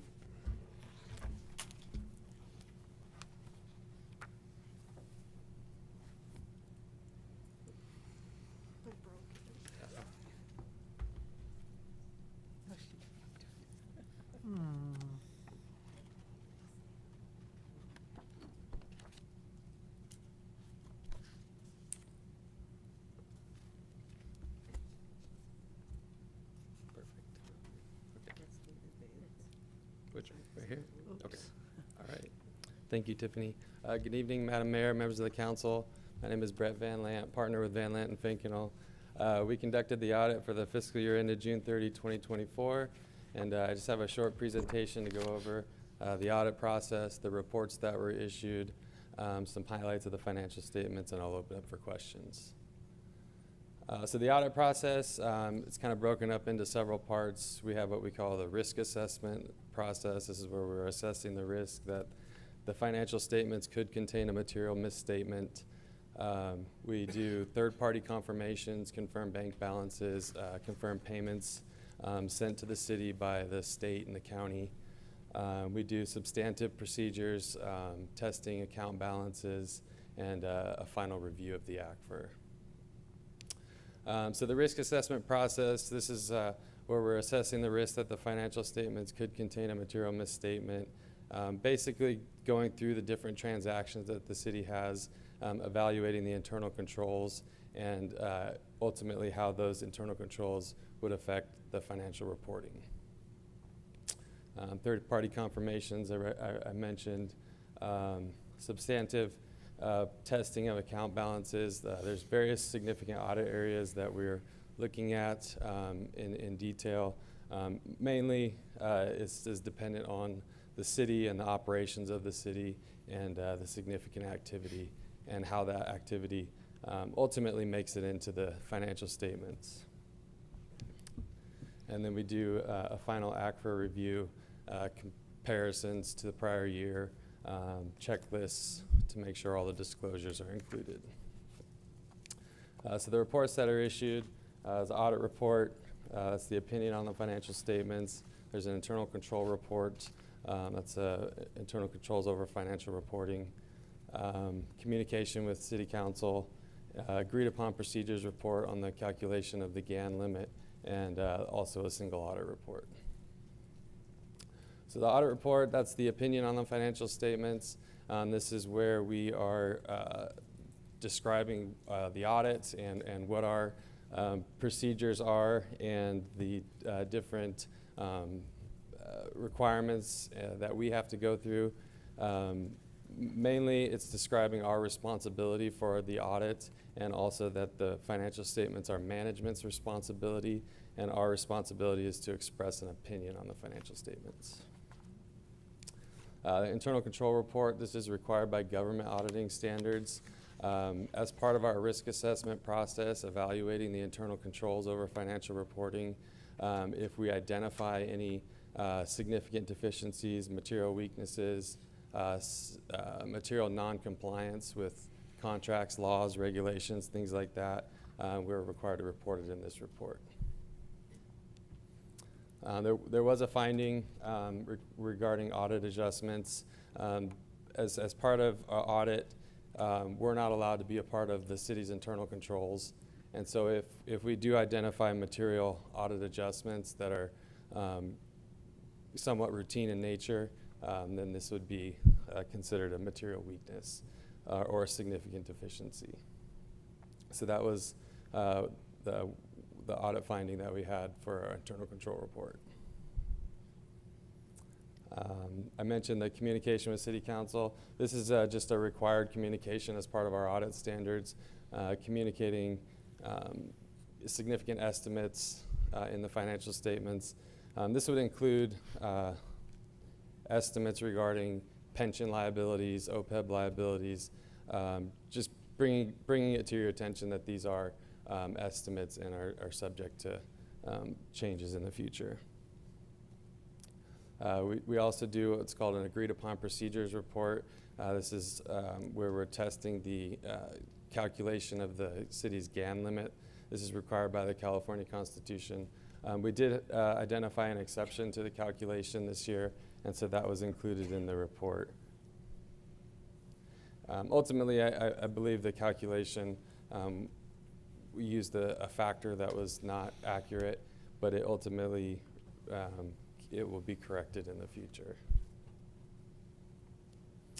Single audit report, this is a report to test the federal grants based off of the spending thresholds. There are 3 major programs this year, which is significant. There was only one last year, so this is dependent on the grant activity of the city. So that report is still in progress and will hopefully be issued shortly. I just kind of pointed out some key figures in the financial statements. The fund balance in the general fund increased about 8.4 million compared to the prior year.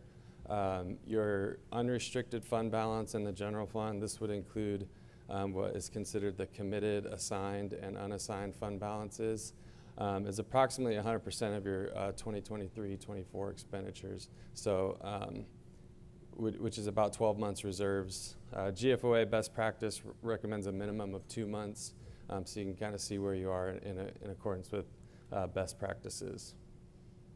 The OPEB, the pension liability had very minimal change compared to the prior year, which is better than increases, which can happen over years. So whenever that stays relatively level or goes down a little bit, that's always a good year. Just financial statement highlights, just kind of pointing out your fund balance compared to 2023 to 2024. If you have any questions on it, feel free to ask, but I can't even see those numbers from here, so I'll skip that. I also always like to point out your pension liability, and this is what I mentioned as far as being an estimate. The liability, so the middle number there is the calculation of your pension liability using an assumption of a discount rate of 6.9%. If that assumption was wrong by 1%, either higher or lower, you can see how that impacts your pension liability. And so when I say that these are sensitive disclosures, they are based off of estimates, and that pension liability could increase or decrease significantly based off of the future discount rate.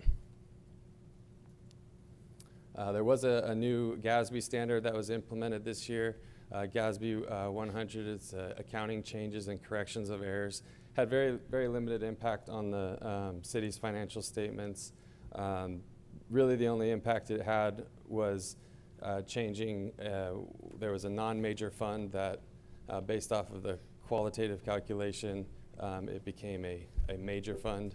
So this is just some changes, small changes in how that's presented. So that's kind of the audit presentation. If you have any questions, I'd be happy to go over those now. Thank you for the presentation. Are there any questions from council? No? Not from me, no. No. Councilmember Krupa? I do have, what exactly is GASB 100 and what was the major fund that was changed? I believe it was the Public Safety Grants Fund. I can tell you right now, before I misspeak.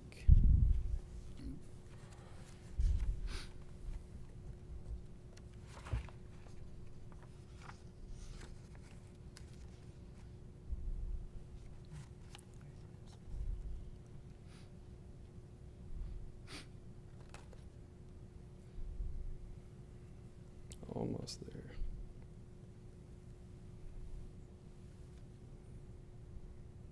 Yeah, it was the Public Safety Grants Fund. I believe it was a combination of like a safer grant and I can't remember the other grant, but there's a calculation that you have to go through to determine whether it's a major fund, and it has a specific criteria. Has to, either the assets, liabilities, revenues, or expenditures. If it's greater than 10% of the total of all the funds combined, any one of those, then it would need to be a major fund and reported as a major fund.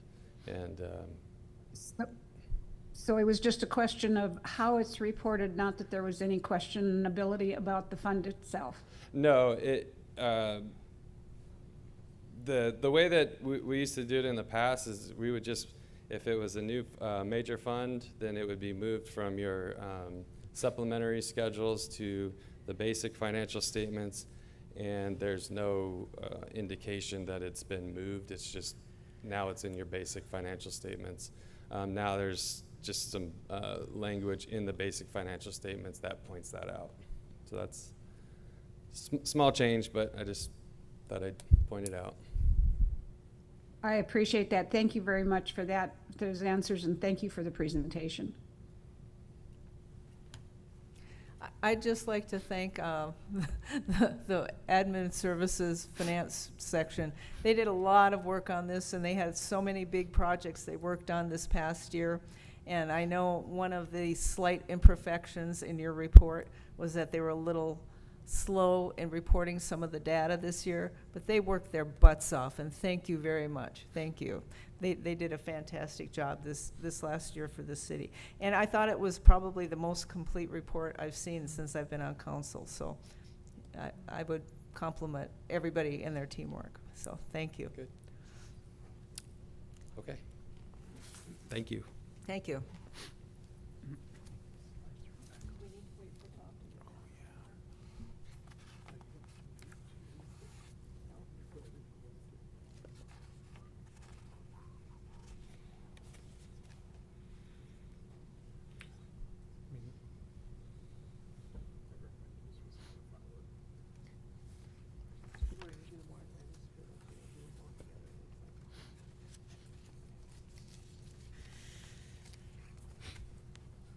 Are there any questions or comments from the council on the warrant registers, item 16B? I do.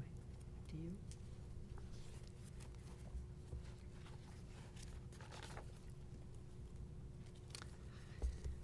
So I'm a brick and mortar girl. And when I see a lot of vendors that are more large than the brick and mortar of Hemet, I ask questions. So I believe we did office supplies, privacy screenings. I think this is page 7, voucher 216335. We had office supplies privacy screen with Amazon, $369.70. And this looks like, I'm assuming it's a credit, employee recognition event. Maybe we return something for $64.65. And these are the kind of things to me that the brick and mortar. So I'm just wondering, is this ease, simplicity in someone's job, or? Well, when we utilize Amazon, a lot of the reason behind it is because it is more cost effective. Okay. And since we are on short strings, we do have to go with the most economical route, which Amazon usually far outpaces most of the brick and mortar. We always do try and use local storefronts when we can, but the ease of ordering it, having it delivered very quickly and at a low cost is hard to beat. Do we know what the privacy screening was? It was a privacy screen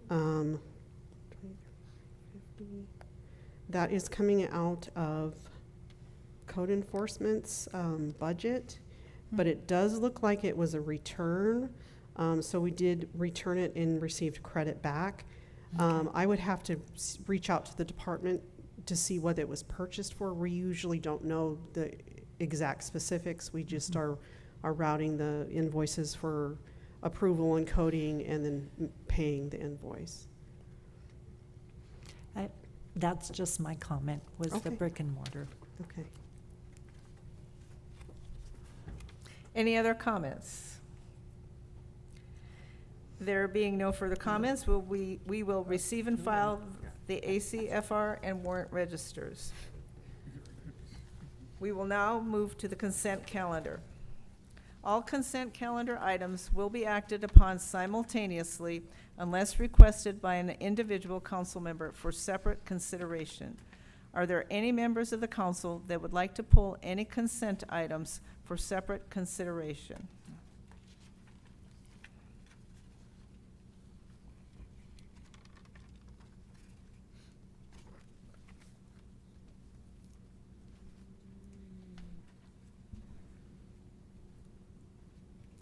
Linda, did you have anything? Like the shades. No, I didn't. How about 17D? I'm always interested in roads here.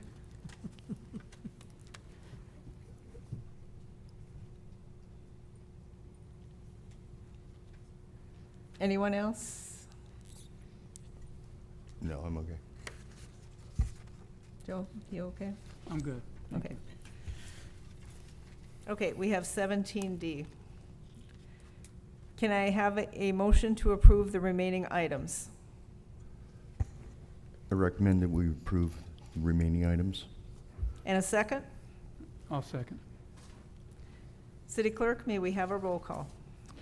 I have a motion by Councilmember Lodge, second by Councilmember Mails, to approve the consent calendar with the removal of item 17D for separate consideration. We're going to do a roll call. Councilmember Clark. Yes. Councilmember Krupa. Yes. Councilmember Lodge. Yes. Councilmember Mails. Yes. Mayor Peterson. Yes. That motion passes 5-0. Moving on to item 17D.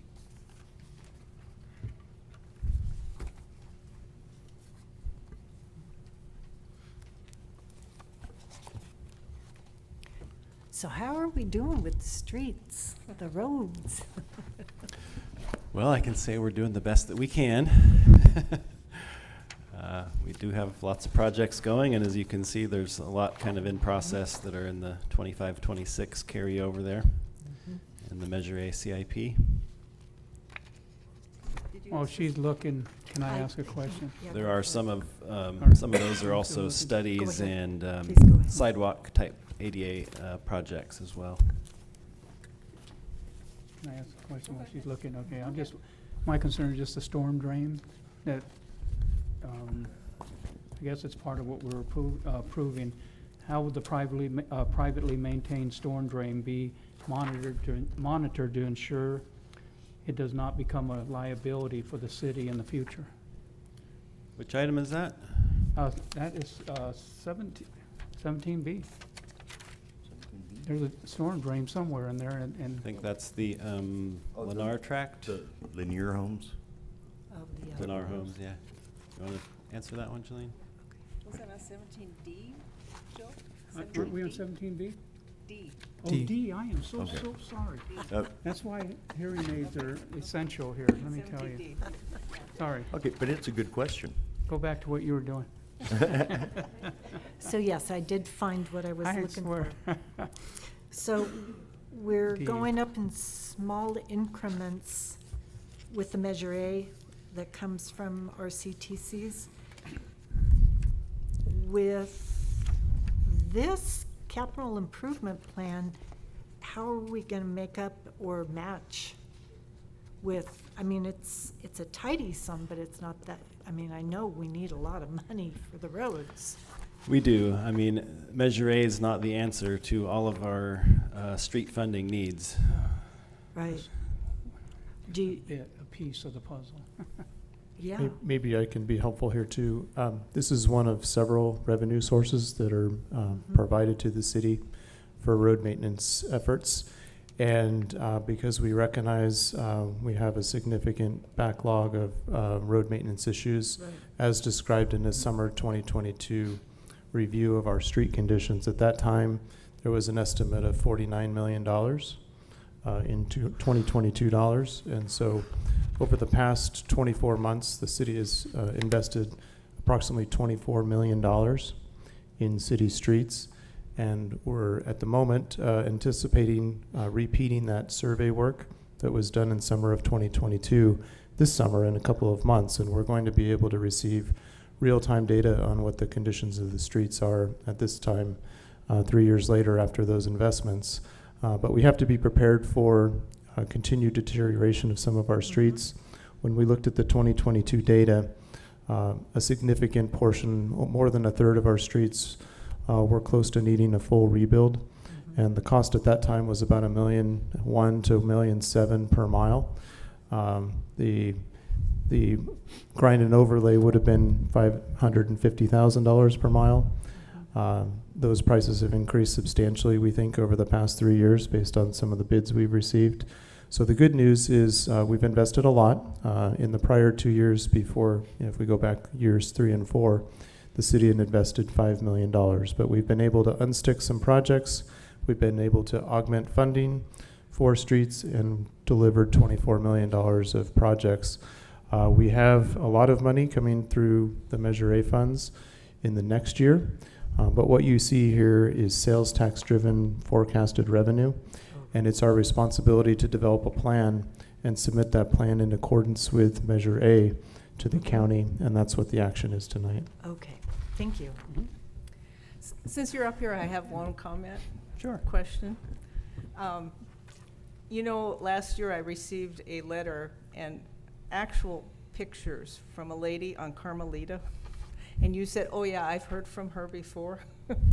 I really hope we can do that street in the very near future. It's just like little crumbles in this one section. It's really a bad stretch of road. So on your plan, I hope that's one of the top priorities for the first year. So that's actually included in our SB1 road maintenance and rehabilitation account funding, and that'll be in the resolution for that project. And when do you think that one might start? It's going to be probably towards, the middle to end of fiscal year 25-26. Okay, thank you.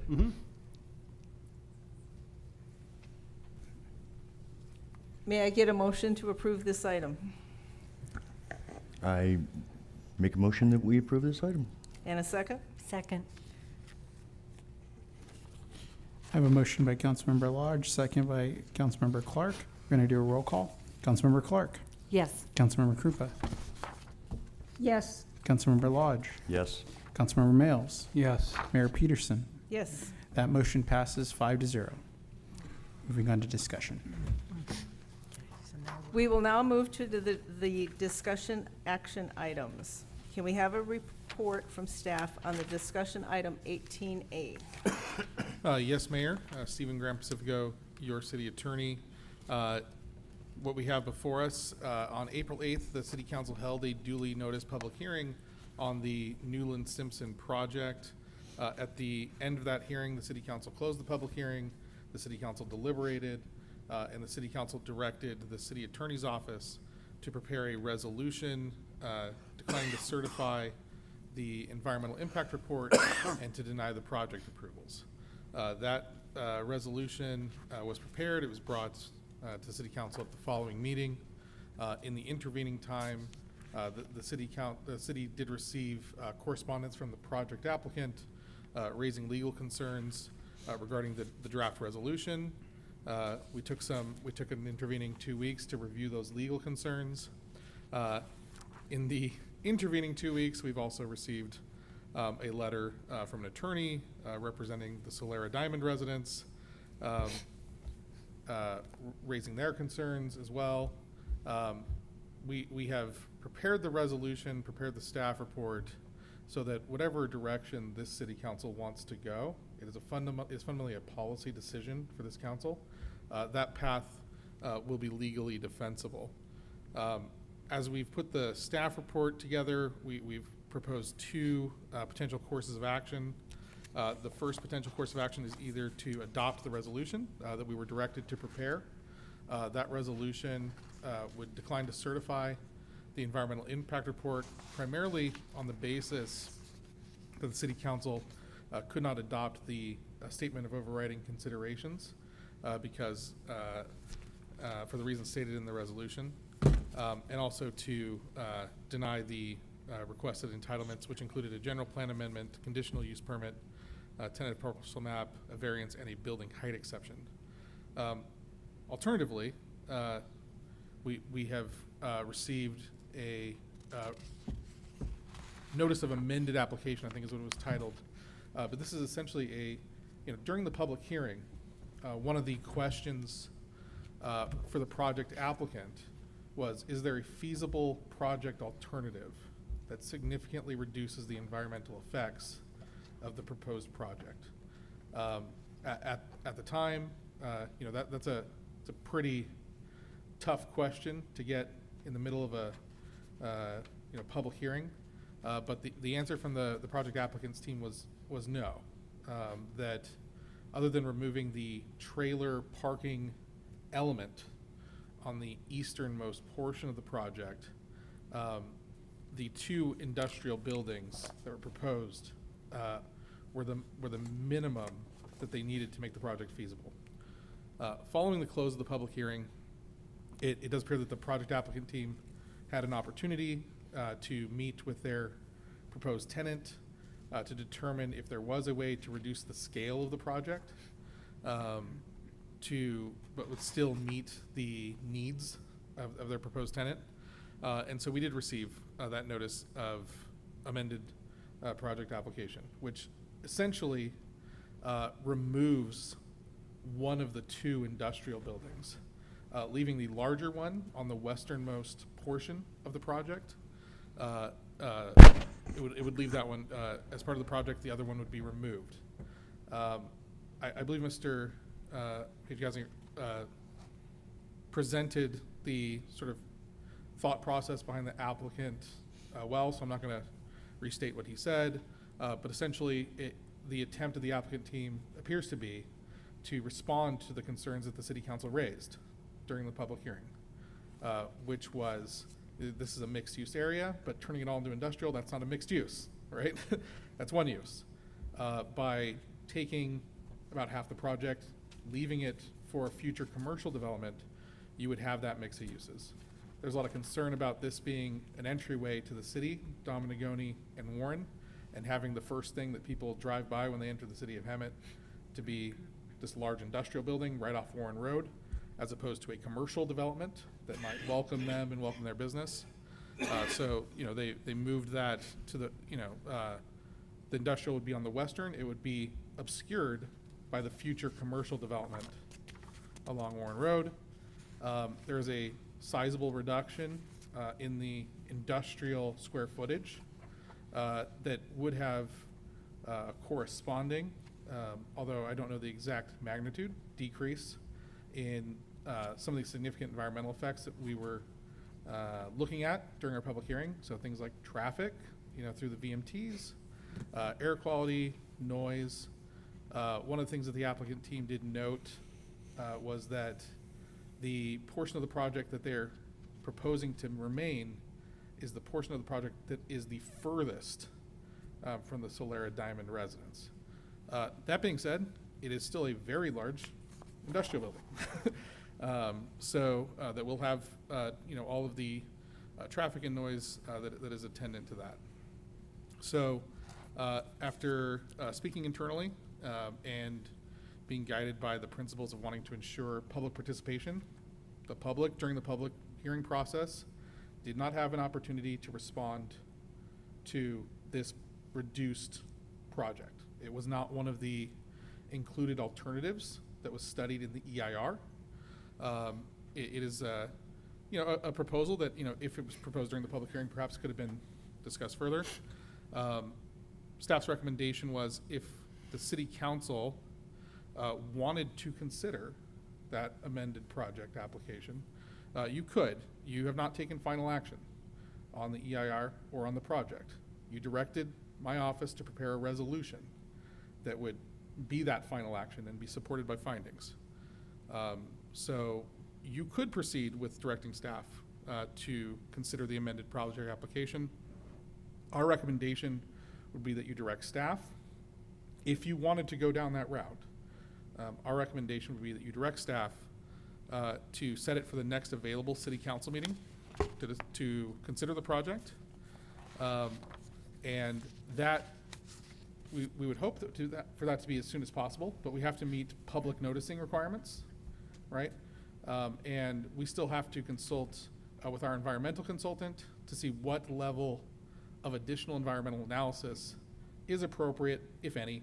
At the end of the day, we studied this project, and now we're getting this from the applicant. It stands to reason that we have studied the environmental effects. If we studied the environmental effects of two buildings, and now we're just left with one, we've studied the environmental effects of that building. But we'll want to make sure that we go through the appropriate process, because we do want to make sure that the public and the council has adequate opportunity to review the environmental effects. One of the questions that I received, I don't have the answer to, I'm an attorney, not an economist, was would you get a revised financial analysis if it was brought back?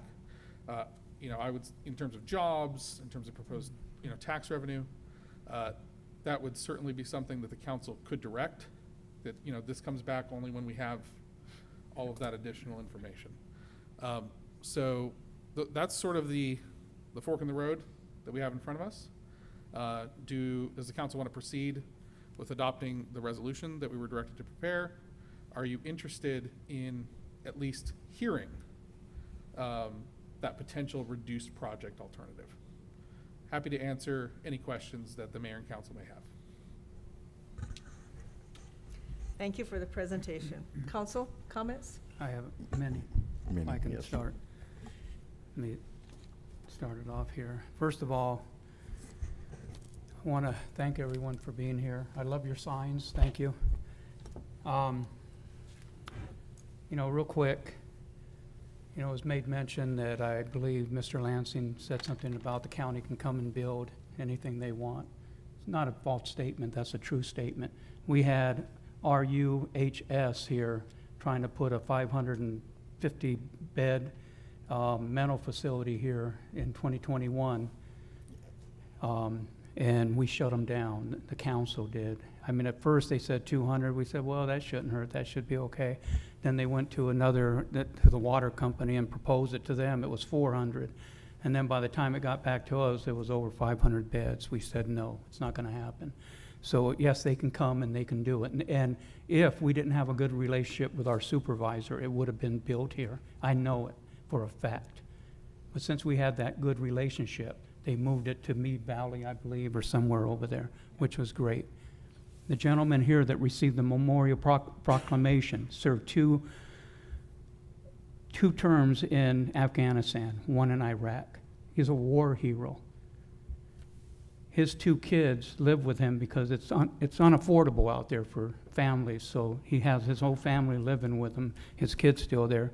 When they had the job fair for the warehouse here, I sent them a text to let them know, hey, have your kids come, your son and daughter go over here and apply for the job. They did. They were thankful. Whether they get it or not, I don't know. But this family is a good family. They work hard. They're younger. I'm 70 years old. At least this year I'll be 70 years old. I lived a good life. I started off in warehouses. I worked in warehouses. That was my income when I was young, so I can get to where I am now. So I am thankful and I'm proud of what I've done in my life. If I was to die today, I would die happy because I lived a good life, and I want other people to live a good life. I know you're upset, you don't want warehouses. I understand that. But there's other people in this valley, 92,000 people in this valley that are working in other cities, driving back and forth 2 to 3 hours a day just to make ends meet. Our seniors aren't making income. We're falling short on funds right now at the city where we're having to stretch our dollars. So taxes now are needed in this city. We need to generate taxes. And with this economic growth coming, the potential that we have here to have more taxes come in is going to set us apart from not having to receive grants every month, every other month, because that's what we're basically living off of, county and federal grants. And I want to stop that. I want to be self-sufficient in this city. So I am open to seeing what they have to offer. My question is, you got rid of one building and a parking lot for trucks, and you downsized the other building. What's the size of the first building that it's downsized to? 844,000 square feet or something? And plus you're going to have, thank you. Okay, thank you. Plus, 31 acres of jobs coming in, of commerce coming in, of retail out there. I mean, I don't understand why we have to be so narrow-minded, just say, no, we don't want it, that's it, I don't want to see what they have to offer. I want to see what they have to offer. If it doesn't work for us, then it doesn't work for us. At least let's see what they have to offer. And that's what I'm for. I'm for growth in this city. I'm for growth, and I'm for business coming to this city. We have to grow. We can't just be a Mayberry RFD for the rest of our time here. We have to grow. And that's just my statement. And I'm willing to continue the item and reopen the public hearing to consider the developer's revised project application submitted on May 6th, 2025, which is significantly reduces the project scale and impact. I'm willing to see what they have to offer. I'm willing to. I'm open. I'm open-minded. I'm not a narrow-minded person. I want growth in the city, and if it works for us, then I'm open to it. So I don't know if any other my council members concur or not, but that's just what I feel. I just have a couple quick questions. So with this reduced footprint, do we get a new ERR? You would not need to do a entire new EIR. That, again, we want to talk to our environmental consultant. We did not want to incur additional environmental costs until we understood what the council's direction was. So we've not had substantial conversations with them. But there are different levels of additional environmental analysis that you can do. We could issue an errata, we could issue a supplement, we could recirculate the whole thing.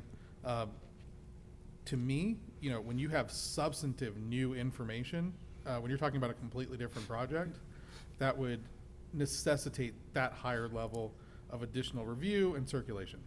When you're talking about a project that you have studied this project, and you're talking about reducing its scale, removing elements from it, to me, and again, just shooting from the hip here, I don't think it requires that high level of additional review. I think you can take the data that we have and you can look at it as essentially adding a project alternative to what we studied.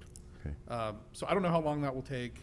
My hope is that it be processed expeditiously, because obviously there's a lot of concern in the community. Sure. We have people who have significant investments that are on the line. We don't want to unnecessarily delay it if the council wanted to go in that direction, but we also don't want to create CEQA liability by cutting corners. So And there's we no will consult with our guarantee- environmental consultant and take the necessary steps and then reset it for public hearing.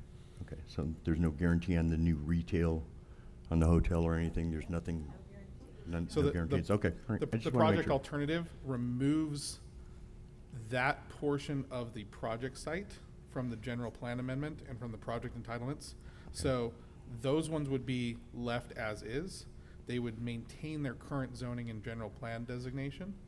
If you want to talk to the landowner and see what assurances you could get, one of the things we were talking about internally, if we did get here to, we're getting really far ahead of ourselves here, right? Staff wanted to make sure we weren't getting ahead of the council, but brainstorming, one of the things that we could include as a condition of approval would be that the property owner would be prohibited from bringing a general plan amendment for the remainder of the project site, so that it would be locked into that mixed use, essentially future commercial use that's contemplated. Now, that would be binding on the property owner. It would not be binding on any future council, right? Because that is, general plan is fundamentally the council's prerogative. So there are things that we could put into place, but if you were looking towards, is there a hard and forcible obligation we could put that they would have commercial go up contemporaneously with the industrial? I don't think that that's practical, because they have a tenant, they have a plan for the industrial. They don't have a tenant, they don't have plans for the commercial. That will probably take a few years. All right, I just wanted to make sure. Yes, sir. Yep, thank you. Oh, yeah. When it came to us in the Planning Commission, all of us could not handle the EIR, the agricultural, green gas, noise, and transportation. We just sat here and talked about the roads that are sitting in here in Hemet, and it's 1 million a mile. I don't care if you reduce it down to 50%, we are going to lose, and we are not going to gain the tax dollars that will pay for the demolition of our roads that are already bad. Like I said, I lived here in the 1960s and 70s, and I could not see Mount San Jacinto. Then we had smog emissions, and it started to clear up. Now from my house, I can see the smog coming in from Moreno Valley. I can see Lambs Canyon, and I can actually see Gilman Springs from my house, and I watch it come in. We're going to that again. We are in a fishbowl here, and I'm sorry. Why Hemet when there are 4 vacant warehouses already sitting on the highway there, empty?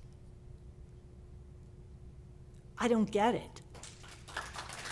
And I didn't like it then, I don't like it now. And I don't think that the people in my district do either. So I cannot support it. If they want to come with something new, then they need to start the process all over again. And that's the way I feel.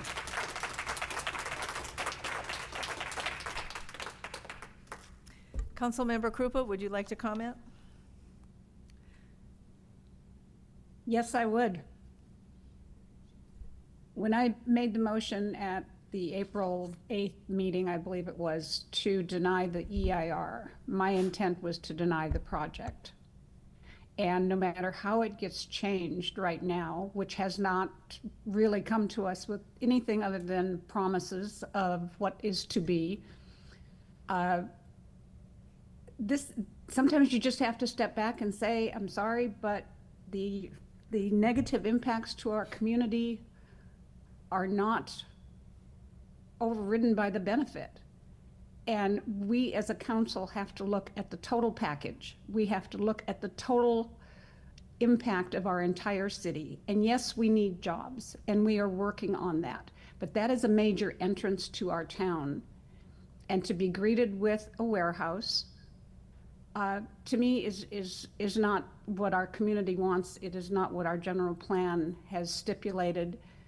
And I cannot be in favor of this project unless we deny this, and then it goes back to Planning Commission with a whole new thing, and it goes through the process again. Changing it at this point, downsizing it, is not going to be able to certify the EIR. That's my opinion. Madam Mayor? Thank you. One comment.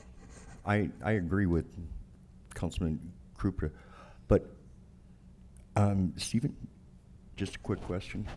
Yes, sir. Can we just send this back, just start all over, or can we just kill it now? So when you say send it back, are you asking? Can send it can to they the come planning back with a commission? whole new plan? Oh. And we start with planning again. We go from there. Let's just instead of stringing things along, let's just get it done. The denial, the resolution that we have here Yeah. does not prejudice their ability to bring a future application forward Okay. if they wanted to. I think if, just speaking realistically, usually projects that have a tenant on the line, like here, I would be very surprised if the tenant, after going through the process, the Planning Commission in here, if the tenant wanted to continue and bring forward another project. Yeah, pursuing it. Yeah. I think what is much more likely is that the property owner would probably look towards other types of projects. But property owners here, development team is here. They could probably answer your question better than I. You have to also understand that this is a multi-year process. It's a very expensive process. The environmental impact report costs hundreds of thousands of dollars to prepare, if not more. And I think this project is about a little over 2 years in the making. It might actually be more than that. So, you know, saying they can come back, yes, theoretically they can come back, but that would likely be many, many years in the future. Okay, thank you. I just want to say that this is the hardest decision I've ever had to make since I've been on city council. I have thought and thought and thought about this. There's pluses and there's minuses to it. You can't ignore the fact that 1,029 people showed up and waited in line for 5 hours for a chance at a job in Hemet. And over 800 of those were from Hemet. So that is a plus. I'm not really sold on all the financial benefits. I think you know, the financial benefits I don't think outweigh you know, the public's wishes, I guess. And I don't know. I just really wrestled with this whole thing. So I would be open to having another hearing and seeing what they could bring back, but sometimes I just want it to be over. So yeah, I don't know. We just have to vote on what we want to do with it. Well, I propose that we bring it back one more time. I'll second it. Thank you. Just to be clear, was that go with staff's recommendation number 2? Oh, I'm sorry. Yes. Yes. Oh, okay. All right. You have a motion and a second. I have a motion by Councilmember Lodge, second by Councilmember Mails for staff recommendation 2, and I'll go do a roll call. Councilmember Clark. No. Councilmember Krupa. No. Councilmember Lodge. Yes. Councilmember Mails. Yes. Mayor Peterson. I knew it was going to come down to me.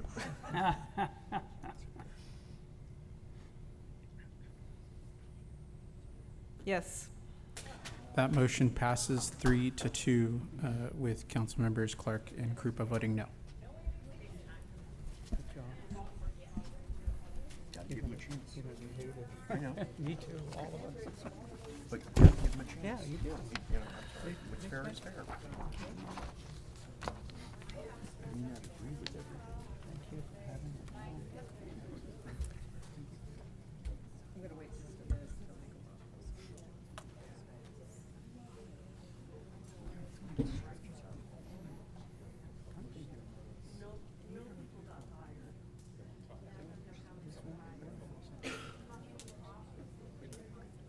Okay, you guys, I'm going to proceed again. Can we have a report from staff for item 18B? Thank you, Mayor. Yes, I'll be reporting on the next 2 items, 18B and C, and I'll just highlight the main reason why, and that's due to Councilmember Mayor Pro Tem's recent resignation that was delivered on April 21st, 2025. And then I'll just note for the record that her last day officially was actually May 8th, with Councilmember Connie Clark joining the council. So without further ado, I'll jump into item 18B. This is the City Council reorganization, appointment of a Mayor Pro Tem. It is respectfully recommended that the council nominate and appoint a member of the City Council to serve as Mayor Pro Tem of the City of Hemet until December 9th, 2025. And up for discussion is the selection of a Mayor Pro Tem. The recommended process is that I will call for nominations for the Mayor Pro Tem to serve until this date, and then open up the nomination for a motion and a second, and then ask for a vote from council. And so with that, Mayor, I'll call for any nominations on the floor for Mayor Pro Tem to serve until December 9th, 2025. May I ask a question? Yes, sir. Who would you like to be your Mayor Pro Tem? You're the mayor. Give us somebody so we can nominate him. I just, This is my thought. Councilmember Lodge has a full-time job and he's really busy. I think you're going to be pretty busy this next year. So my choice would be Councilmember Krupa or Councilmember Clark. I know Councilmember Krupa has a lot of things on her plate. She is Miss Nonprofit Volunteer of the Year. So I would ask Councilmember Krupa, would you like to be Mayor Pro Tem? I would love to work with you. I really would. I think you are doing an outstanding job as mayor, and I would be honored to be your Mayor Pro Tem for the rest of the year. Well, I'll And there you second have that it. one. There we go. I'll second that.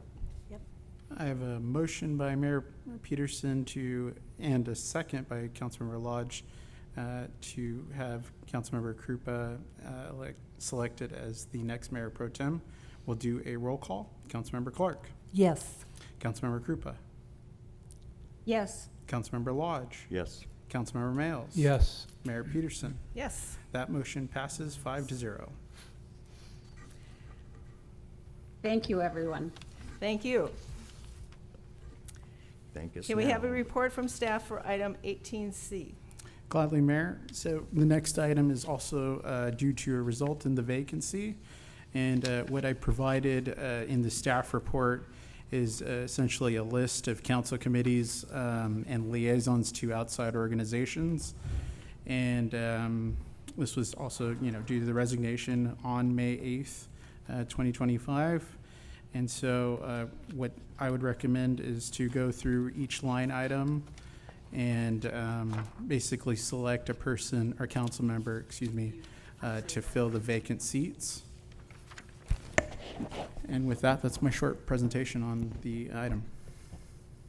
I did go over her lists, and when I interviewed, I think I said I'm for all of them. So I checked my schedule, and I am available to take care of the assignments that Carol Kendrick took. So can we just I keep them think the that's a same? great idea. When I became elected in November of 2022, I took Russ Brown's place, and I sat up here and I did the same thing that Miss Clark did, and I looked at everything ahead of time, and I said, well, to make it easier, I said, I'll just take what he had. And they're like, yes. So I say, yes, I say, Councilmember Clark, I would love for you to take Mayor Pro Tem Kendrick's assignments. Yes. In other words, please do. I'll second that. So I would make a motion for that. There's no required motion for this, but I will fill the updates, per our protocols. It's just the waving of the gavel, I think, is what Mr. City Attorney said in the past, so. Thank you. And just for the record, I'll also provide the updated list to all the council members. Thank you so much. Can we have a report from staff for item 18D?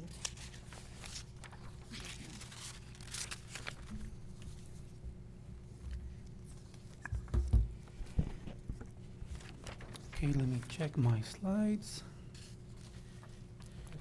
Aim it that way. Or some way. Right there. There we go. Looks like we're good on this. Nice. Okay. Good evening, Mayor, council members, and city manager. I'd like to take you back in time and go back, and let's go back together to September 5th, 2022. I think we all remember what happened, the Fairview fire. We can all remember those days. And it still resonates up until now. People still remember what happened. We lost two people died. We lost 38 structures were burned. More than 28,000 acres were lost. And we also have a lot of different problems within our city. And we still remember those days. I want you to take a look at the next slide. I think it's this one.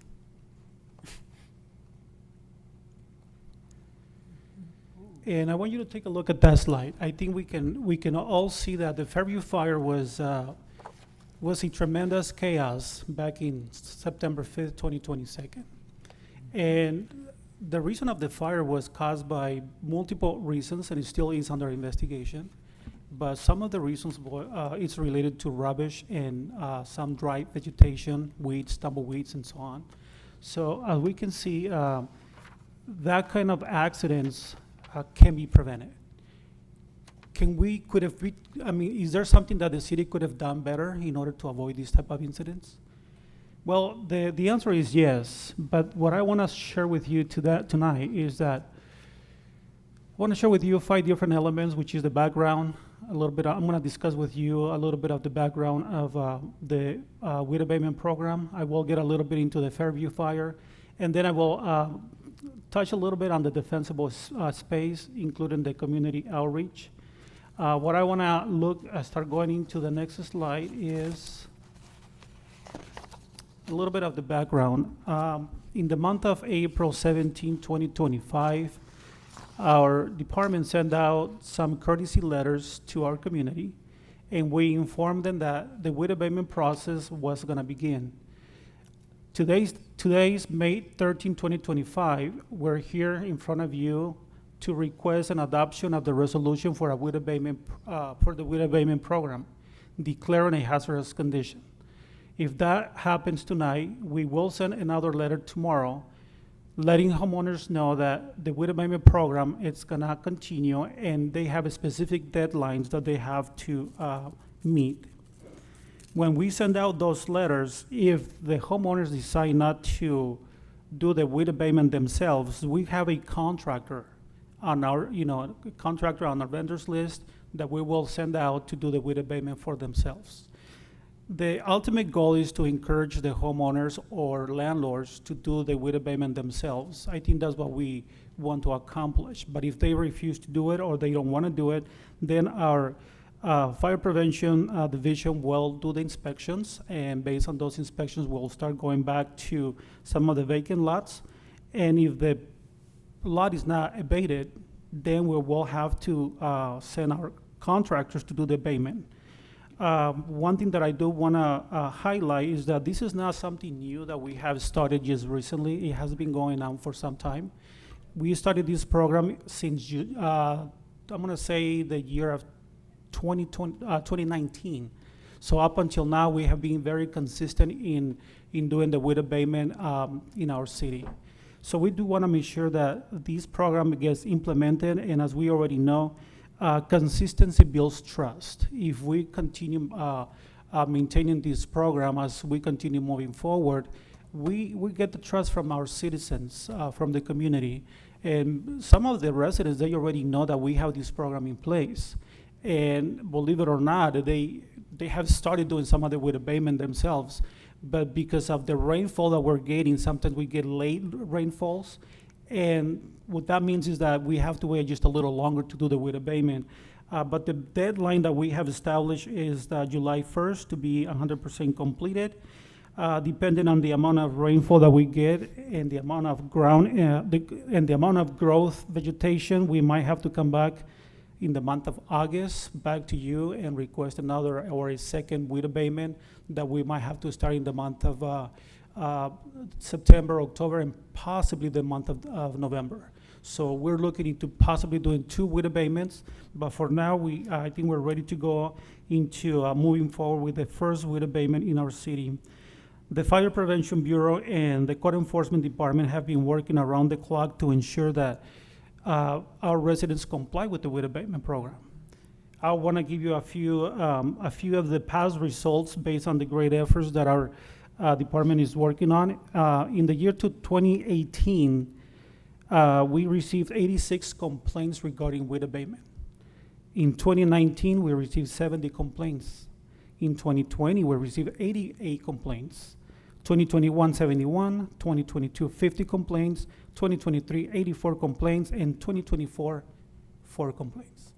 So as you can see, the results are great. I think we're doing a tremendous job, and some of the residents are becoming responsible and accountable to do their own weed abatement. So in addition to sharing some of the highlights about the city's weed abatement program, there is always a significant financial impact. There's always some expenses, and we looked into that before before we started this program back in 2019. And the way we recover some of these expenditures that are paid through our contractors, it's that we send out notices to all the landlords or owners of those vacant lots, and we let them know that they owe money to the city, and they have a limited time to pay the bill, and that bill includes the administrative fee, it includes the WIT abatement cost, and it also includes the fee for doing the inspections. So we send out those letters, and we let them know that that's the amount of the money they owe. If they refuse to pay, we have also utilized in the past what we call liens on these properties, and that'll give us more teeth to be able to recover the money that we have expended. So as you can see, I'd like to share with you a little bit of background on this. Want to go to the other slide. There we go. Okay. So the intent of doing the WIT abatement is to ensure that property owners understand what the defensible space means and what it is. Creating a defensible space around a property, it really allows the fire department to be able to have access to save people's lives and safe structures. What I want to do now is share with you, I'm going to ask IT to play the video now, and that way we can see what the defensible space really means.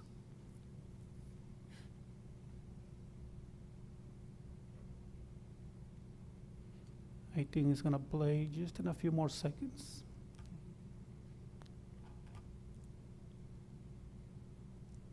Each year, millions of dollars worth of private property is damaged or destroyed due to wildfires. A wildfire can move quickly through dry brush and grass and then jump to trees where it can spread to structures and vegetation. Yet, in many cases, spending the time to perform annual or biannual brush and weed clearance can be the deciding factor in whether your property survives the next wildfire.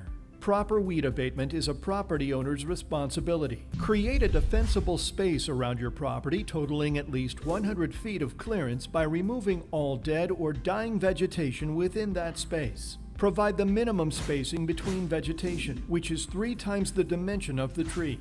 Fire-resistant landscaping such as rock, flower beds, succulents, and/or plants that retain moisture is recommended within 30 feet of structures. Remove leaves from your yard, roof, and rain gutters. Trim tree canopies at least 10 feet from your chimney, buildings, and other trees. Trim low-hanging tree branches at least 6 feet from the ground. By creating a separation between low-level vegetation and tree branches, you help prevent a wildfire from spreading. When removing weeds and dead vegetation, remember to use power equipment before 10 a.m. or after 6 p.m. to reduce the risk of starting a fire, especially when the weather is dry with low humidity. Remove rocks or debris before operating power equipment. Use the proper equipment for the job and make sure it is well maintained before you begin. Because vegetation will grow back, especially after wet weather, property owners should maintain their properties by clearing dead or dying vegetation all year round. And remember, together we are all partners in public safety. Thank you guys for playing the video. The video really highlights the importance of the WIT abatement program, and the city is making a tremendous effort in communicating and connecting to our community. And we strongly believe that if we continue to be consistent, we will get the results we need. WIT abatement isn't just about aesthetics. It's a critical component of the fire prevention and public safety. So let us not wait for another fire to remind us what we should have done before. Let us not wait for another fire to destroy people's lives and property. Let us just take the necessary action tonight. And tonight, I respectfully request the City Council to declare weeds and rubbish a hazardous condition and to abate such hazard as part of the fire prevention activities on vacant lots within the city limits. That concludes my presentation. If you have any questions, I'll be more than happy to answer those questions. Thank you for the presentation. City Council, do you have any questions or comments? I have a couple. My main one is see-click fix. Is that used in your finding the abatement problems on certain properties? Turn on, yeah. Is see-click fix used for finding problems with weeds on No. certain properties? No, the Ciclo Fix is not designed for the weed abatement program.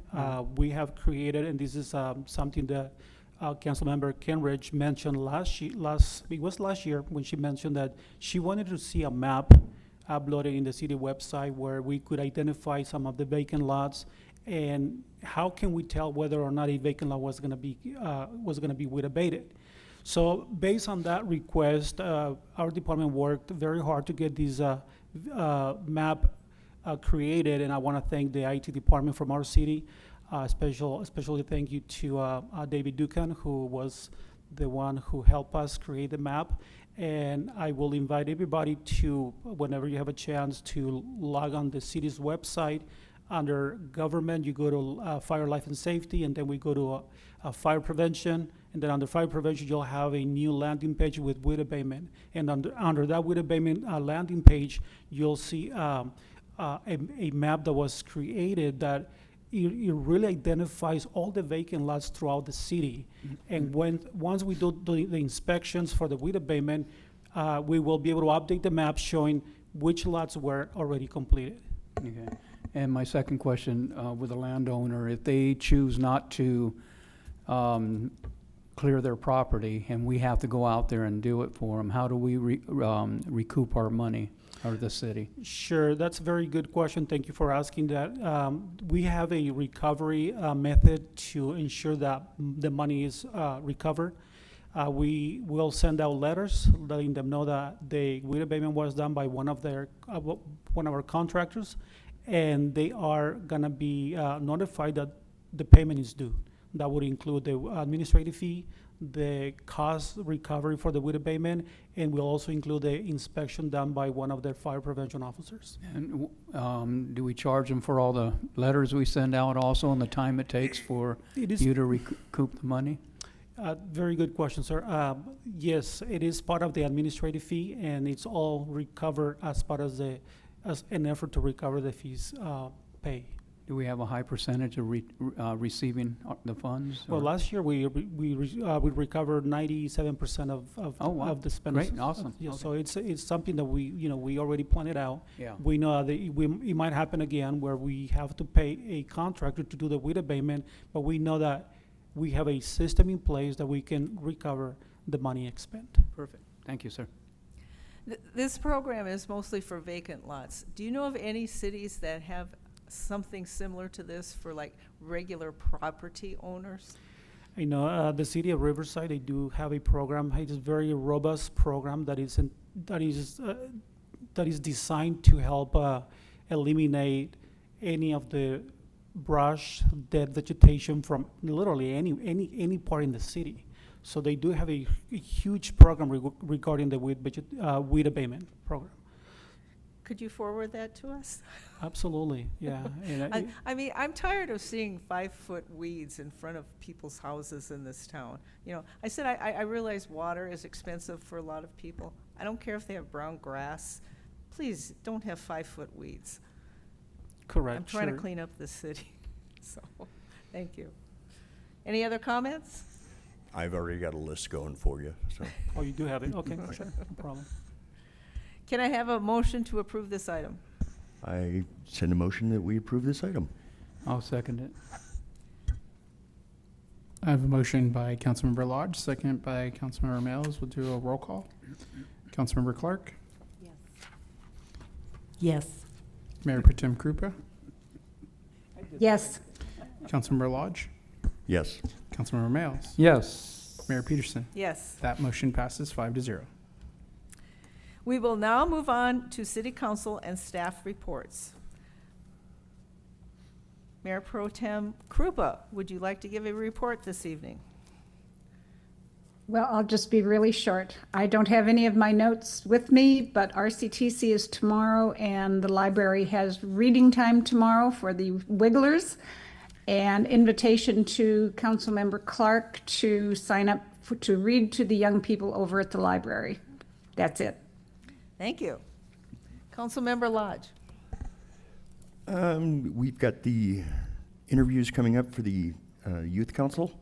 We're going to start those, and we've got 11 positions open, and we got 43 applications, Wonderful. which just amazes me. Wow. So this is going to be some tough choices. But I'm looking forward to it. Wonderful. And Councilman Clark, welcome. Oh, I'm excited for that, definitely. Councilmember Mills. Yes, I do. Also, welcome. Thank you. Councilmember Clark. Thank you. On 4/23/2025, I had the pleasure of joining the Women's Club and the Rotary Club on planting 2 trees at Gibble Park for Arbor Day. On April 24th, attended an adopt-a-block ribbon cutting for Llama's Housing Project. Also assisted in the Hemet Beautiful bag stuffing. 4/26, joined my colleagues and city residents in the Hemet Beautiful cleanup. Turned out really well. I'll let our city manager elaborate on that one. 4:30, joined a meeting for Hemet Beautiful debrief after the cleanup. 5/1/2025, attended a National Day of Prayer breakfast at 412 Church, where our very own Chief Michael Ariano was the keynote speaker. We were all blessed with a great speech. Also participated in the San Jacinto Hemet Encampment Quarterly Leadership Meeting. We had our supervisor there, our CityNet, and other key people for the cleanup of the homeless, or the working of helping the homeless. Also, let's see, attended a ribbon cutting for Yoga Fusion that's on Florida. Attended the employee recognition luncheon at the library.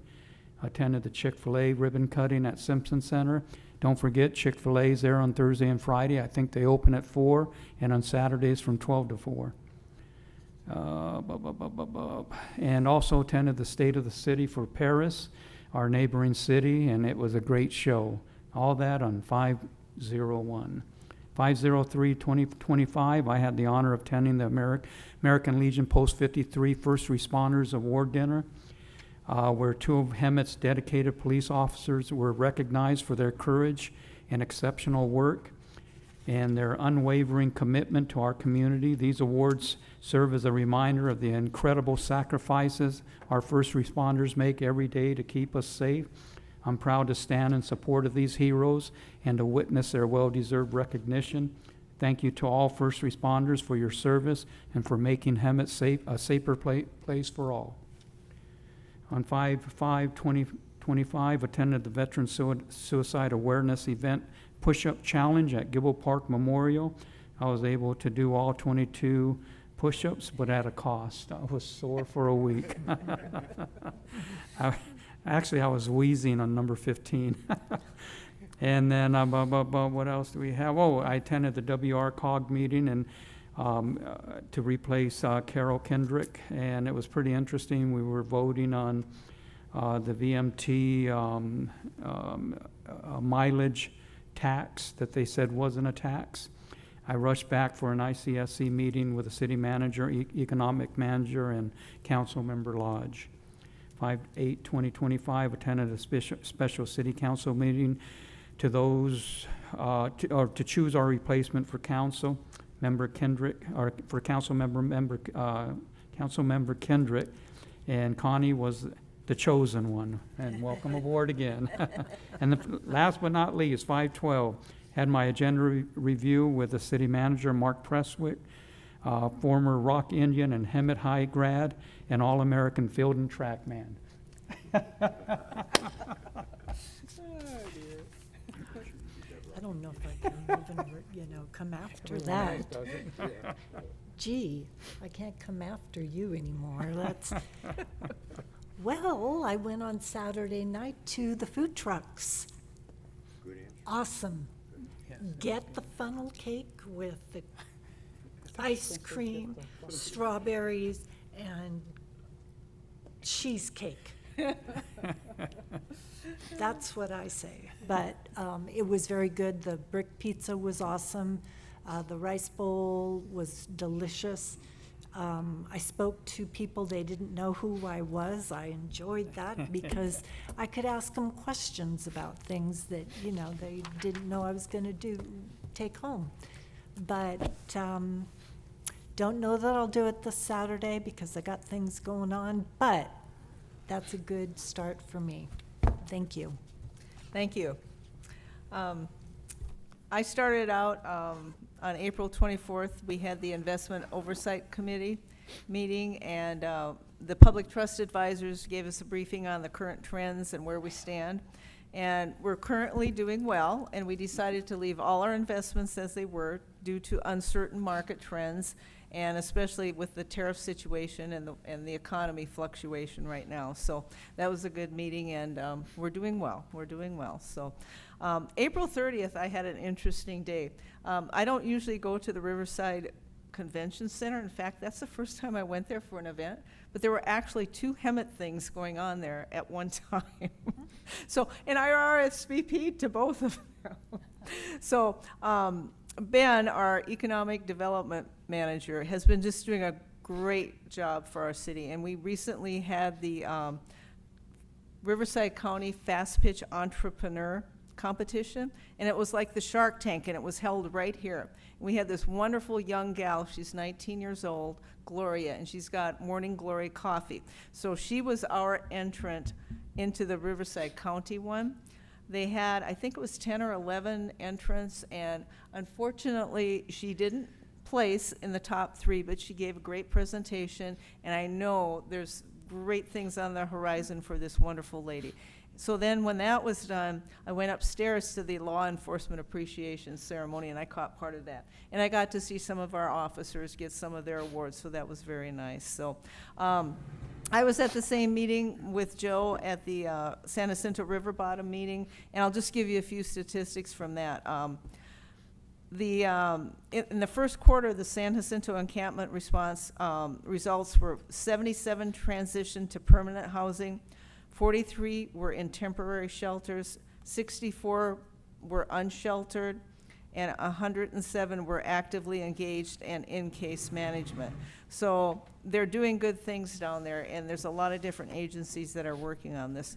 And there's plans for what they're calling the San Jacinto River Cottages in East Hemet that will be funded by our grant that Supervisor Gutierrez recently got for us. And it will house up to 24 people at a time for 90 days. And then we hope by that time that they'll have some more permanent housing at that point. And just yesterday, I don't know if our city manager knows any more of this, but I saw that Governor Newsom is going to give more money to the San Jacinto riverbed. Did you know that? I saw that in the press enterprise yesterday. So he had about 5 different communities. He's going to give more money to us, I guess, so that's great. We did the monthly business walk. We went to the Target shopping center, and we started from Oliveras Cake Gallery, and several departments from the city do this monthly business walk. And we got as far as Target, so we can probably finish the rest of the mall and some of the outlying businesses in the next month. So, and I went to several ribbon cuttings as Joe did, and some of the other council members. And we've really got a lot of stuff going on in the city now, and a lot of good new businesses are coming. This is something I did a little different. I was asked to go to the Southwest Riverside County Adult Education Forum, and I always thought that we had kind of a lack of adult education in the region, but boy, was I surprised. I mean, there are so many good programs out there, and there was a panel that answered some questions, and they asked me to be on the panel, so that was kind of interesting. But the one thing that I learned, and I'm going to ask Mayor Pro Tem Krupa to help us with this, they were saying that RTA cannot give any bus passes to adult education. So a couple of people I talked to after that, they said, yeah, we have people that work all day long, and then they walk like a mile and a half just to get to the schoolhouse for their adult education. So we want to really try to see if we can get bus passes for the adult education. That would be a great feat if we could do that. So I went to the Riverside County Habitat Conservation Association in Riverside, and they are working with a lot of San Diego agencies, including the San Diego Zoo, and there's a interesting park in Ramona, California, that I didn't even know about, and they're partnering with them, and what they're trying to do is move some of the kangaroo rats around for better, for less inbreeding, I guess, and just, you know, to keep their population alive and well, and they're doing great work with the kangaroo rat. And by the way, Rihanna on the board has written her second book now, and it's not available yet, but she gave me an advance copy, and I know last year Kathy Keynes from the library went out and bought it for the library. It's a cute little book that she did. And they were talking about the burrowing owls, and I guess there's wild dogs out there and probably coyotes and that. So they were getting into the burrowing owl nest. So what they're doing now is they're going to put some kind of a mesh, kind of like chicken wire, over their man-made burrowing owls nests that they're making for the owls out there, so they can protect them from predators. So that was something that was new that they hadn't presented to us before. And I did know that their educational outreach program last fall included a school in Hemet, and they had 3 different 5th grade schools come out. And this is a great program that they do. They teach them about conservation, different wildlife and that, but then when they leave, they're given art supplies. So they have a little while to digest what they've heard and seen, and then they have like a little art contest, and then they give out prizes to the kids that make these really, really neat, cute drawings and stuff. So those winners were selected, and they were just presented their awards just recently at the participating schools. So, and then on a more political level, they did a Nexus fee study update, and this is for the mitigation of land when land development comes in. So the staff reviewed the history of the ordinance 663, and that was the initial kangaroo rat mitigation fee. Excuse me. And it was like $1,950 an acre in 1988, excuse me.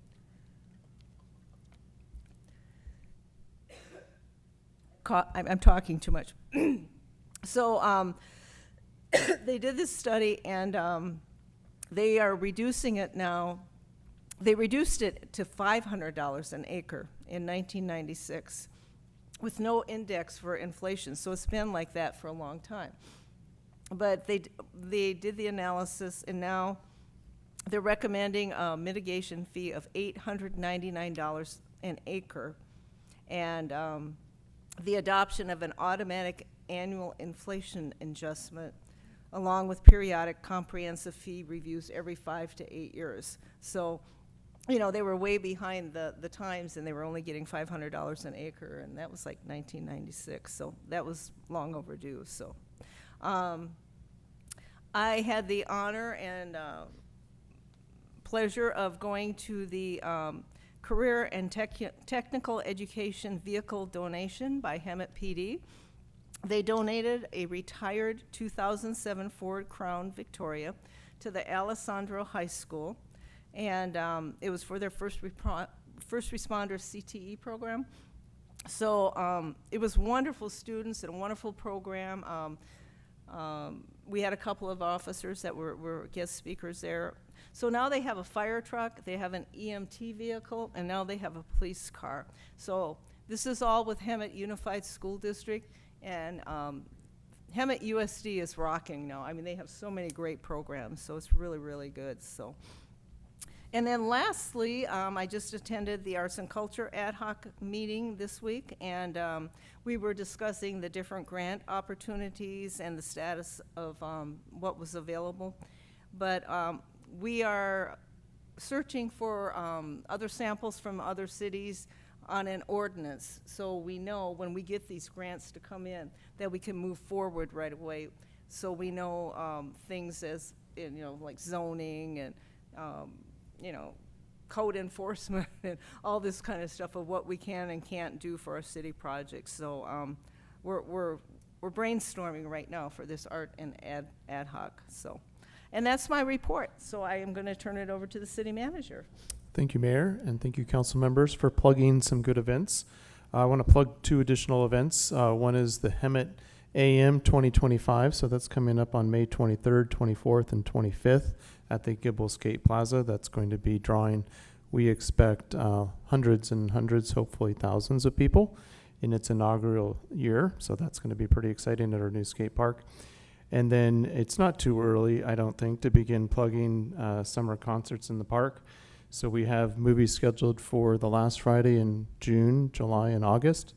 That's going to be held on June 27th, Moana 2, July 25th, Wicked, and on August 29th, the Garfield movie. And that's all. Thank you. And I just want to put in another plug for the Public Works open house this weekend. They really did a lot of good planning and everything. And it was mentioned that it's going to benefit the community pantry. So they're encouraging everybody for like a little entry thing to bring some kind of non-perishable food. And I understand for every one item you bring, you get a raffle ticket. So please come out and have some fun with Public Works and support our community pantry.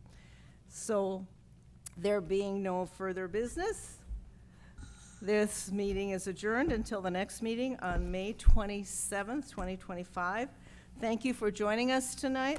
And the city clerk has noted all new appointments and will provide us with an updated list. So thank you, city clerk.